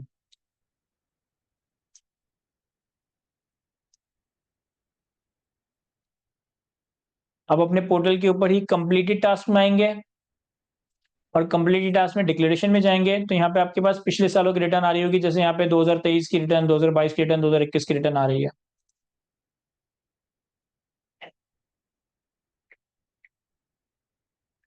मुश्ताक यही काम करती है, इनकम टैक्स, सेल्स टैक्स की कंप्लायंस, कंसल्टेंसी, ऑडिट के मामला, फाइनेंशियल रिपोर्टिंग के मामला, बुक कीपिंग, आउटसोर्सिंग, ये सारी चीजें।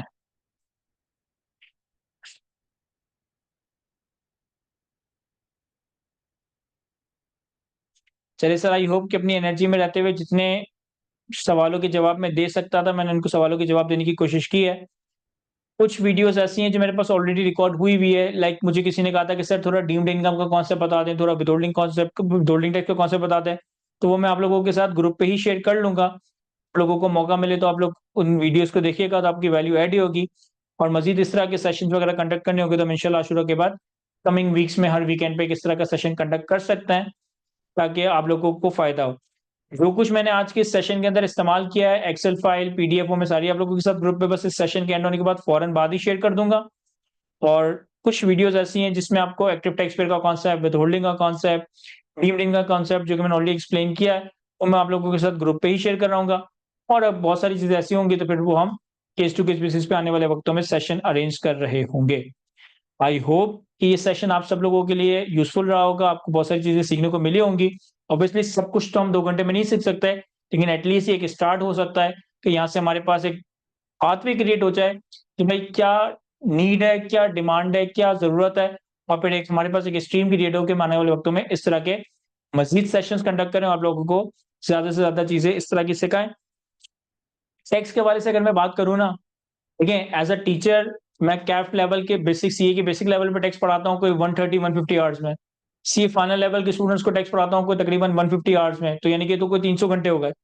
लेकिन प्रैक्टिकली टेक्स्ट से कमाने के लिए 300 घंटे नहीं, अगर टेक्स्ट के ऊपर प्रॉपर डायरेक्शन में 15-20 घंटे लगाने के बाद 15-20 घंटे का एक कोर्स या 15-20 घंटे का एक प्रॉपर स्ट्रैटेजिक वे में चीज़ों को कवर कर लेना, तो 15-20 घंटे की कवरेज के बाद यानी कि वो चीज़ें प्रॉपर्ली एक एक्सपर्ट को पता होनी चाहिए कि ये मैंने चीज़ें कवर करवानी है, तो आप इतना वेल वर्स हो सकते हो कि आप अपनी एक रीज़नेबल इनकम जनरेट कर सकते हो। तो आई वुड ट्राई, मैं कोई प्रॉमिस नहीं कर रहा, लेकिन मैं कोशिश करूँगा कि अगर इस तरह का कोई हम कोर्स डिज़ाइन कर सकें, ताकि आप लोगों के पास 15-20 घंटे के सेशन से कुछ इस तरह की नॉलेज आ जाए कि आप लोग अपना रिटर्न वगैरह सबमिट कर सको या दूसरे लोगों के रिटर्न सबमिट कर सको। तो यस, इस तरह का एक स्ट्रीम क्रिएट किया जा सकता है कि आप एक रीज़नेबल अर्निंग्स यहाँ से कर सकते हो। क्योंकि अभी 30 सितंबर 2024 पे रिटर्न का जब डेट आएगी, तो ठीक-ठाक लोग होंगे जिनको रिटर्न फाइल करना होगा, कंसल्टेंट्स के पास मारा-मारी हो रही होगी, टाइम नहीं होगा, तो फिर वो लोग ही ढूँढ रहे होते हैं कि जो हमारे रिटर्न वगैरह फाइल कर दें। मैं देखता हूँ अगर इस तरह का कोई चीज़ प्लान हो सके, तो वो भी आप लोगों के साथ ग्रुप पे शेयर करूँगा। कुछ स्टूडेंट ने कहा कि सर हम ग्रुप पे ऐड नहीं है, तो मैं तो नंबर ऐड नहीं कर सकता, आप लोगों को कहीं न कहीं जगह पे इसका लिंक ढूँढना होगा ग्रुप में ऐड होने का, तो उस ग्रुप पे हम सारी इन्फॉर्मेशन शेयर कर रहे होंगे। सेशन को हम यहीं तक रखते हैं। Thank you. अल्लाह हाफ़िज़।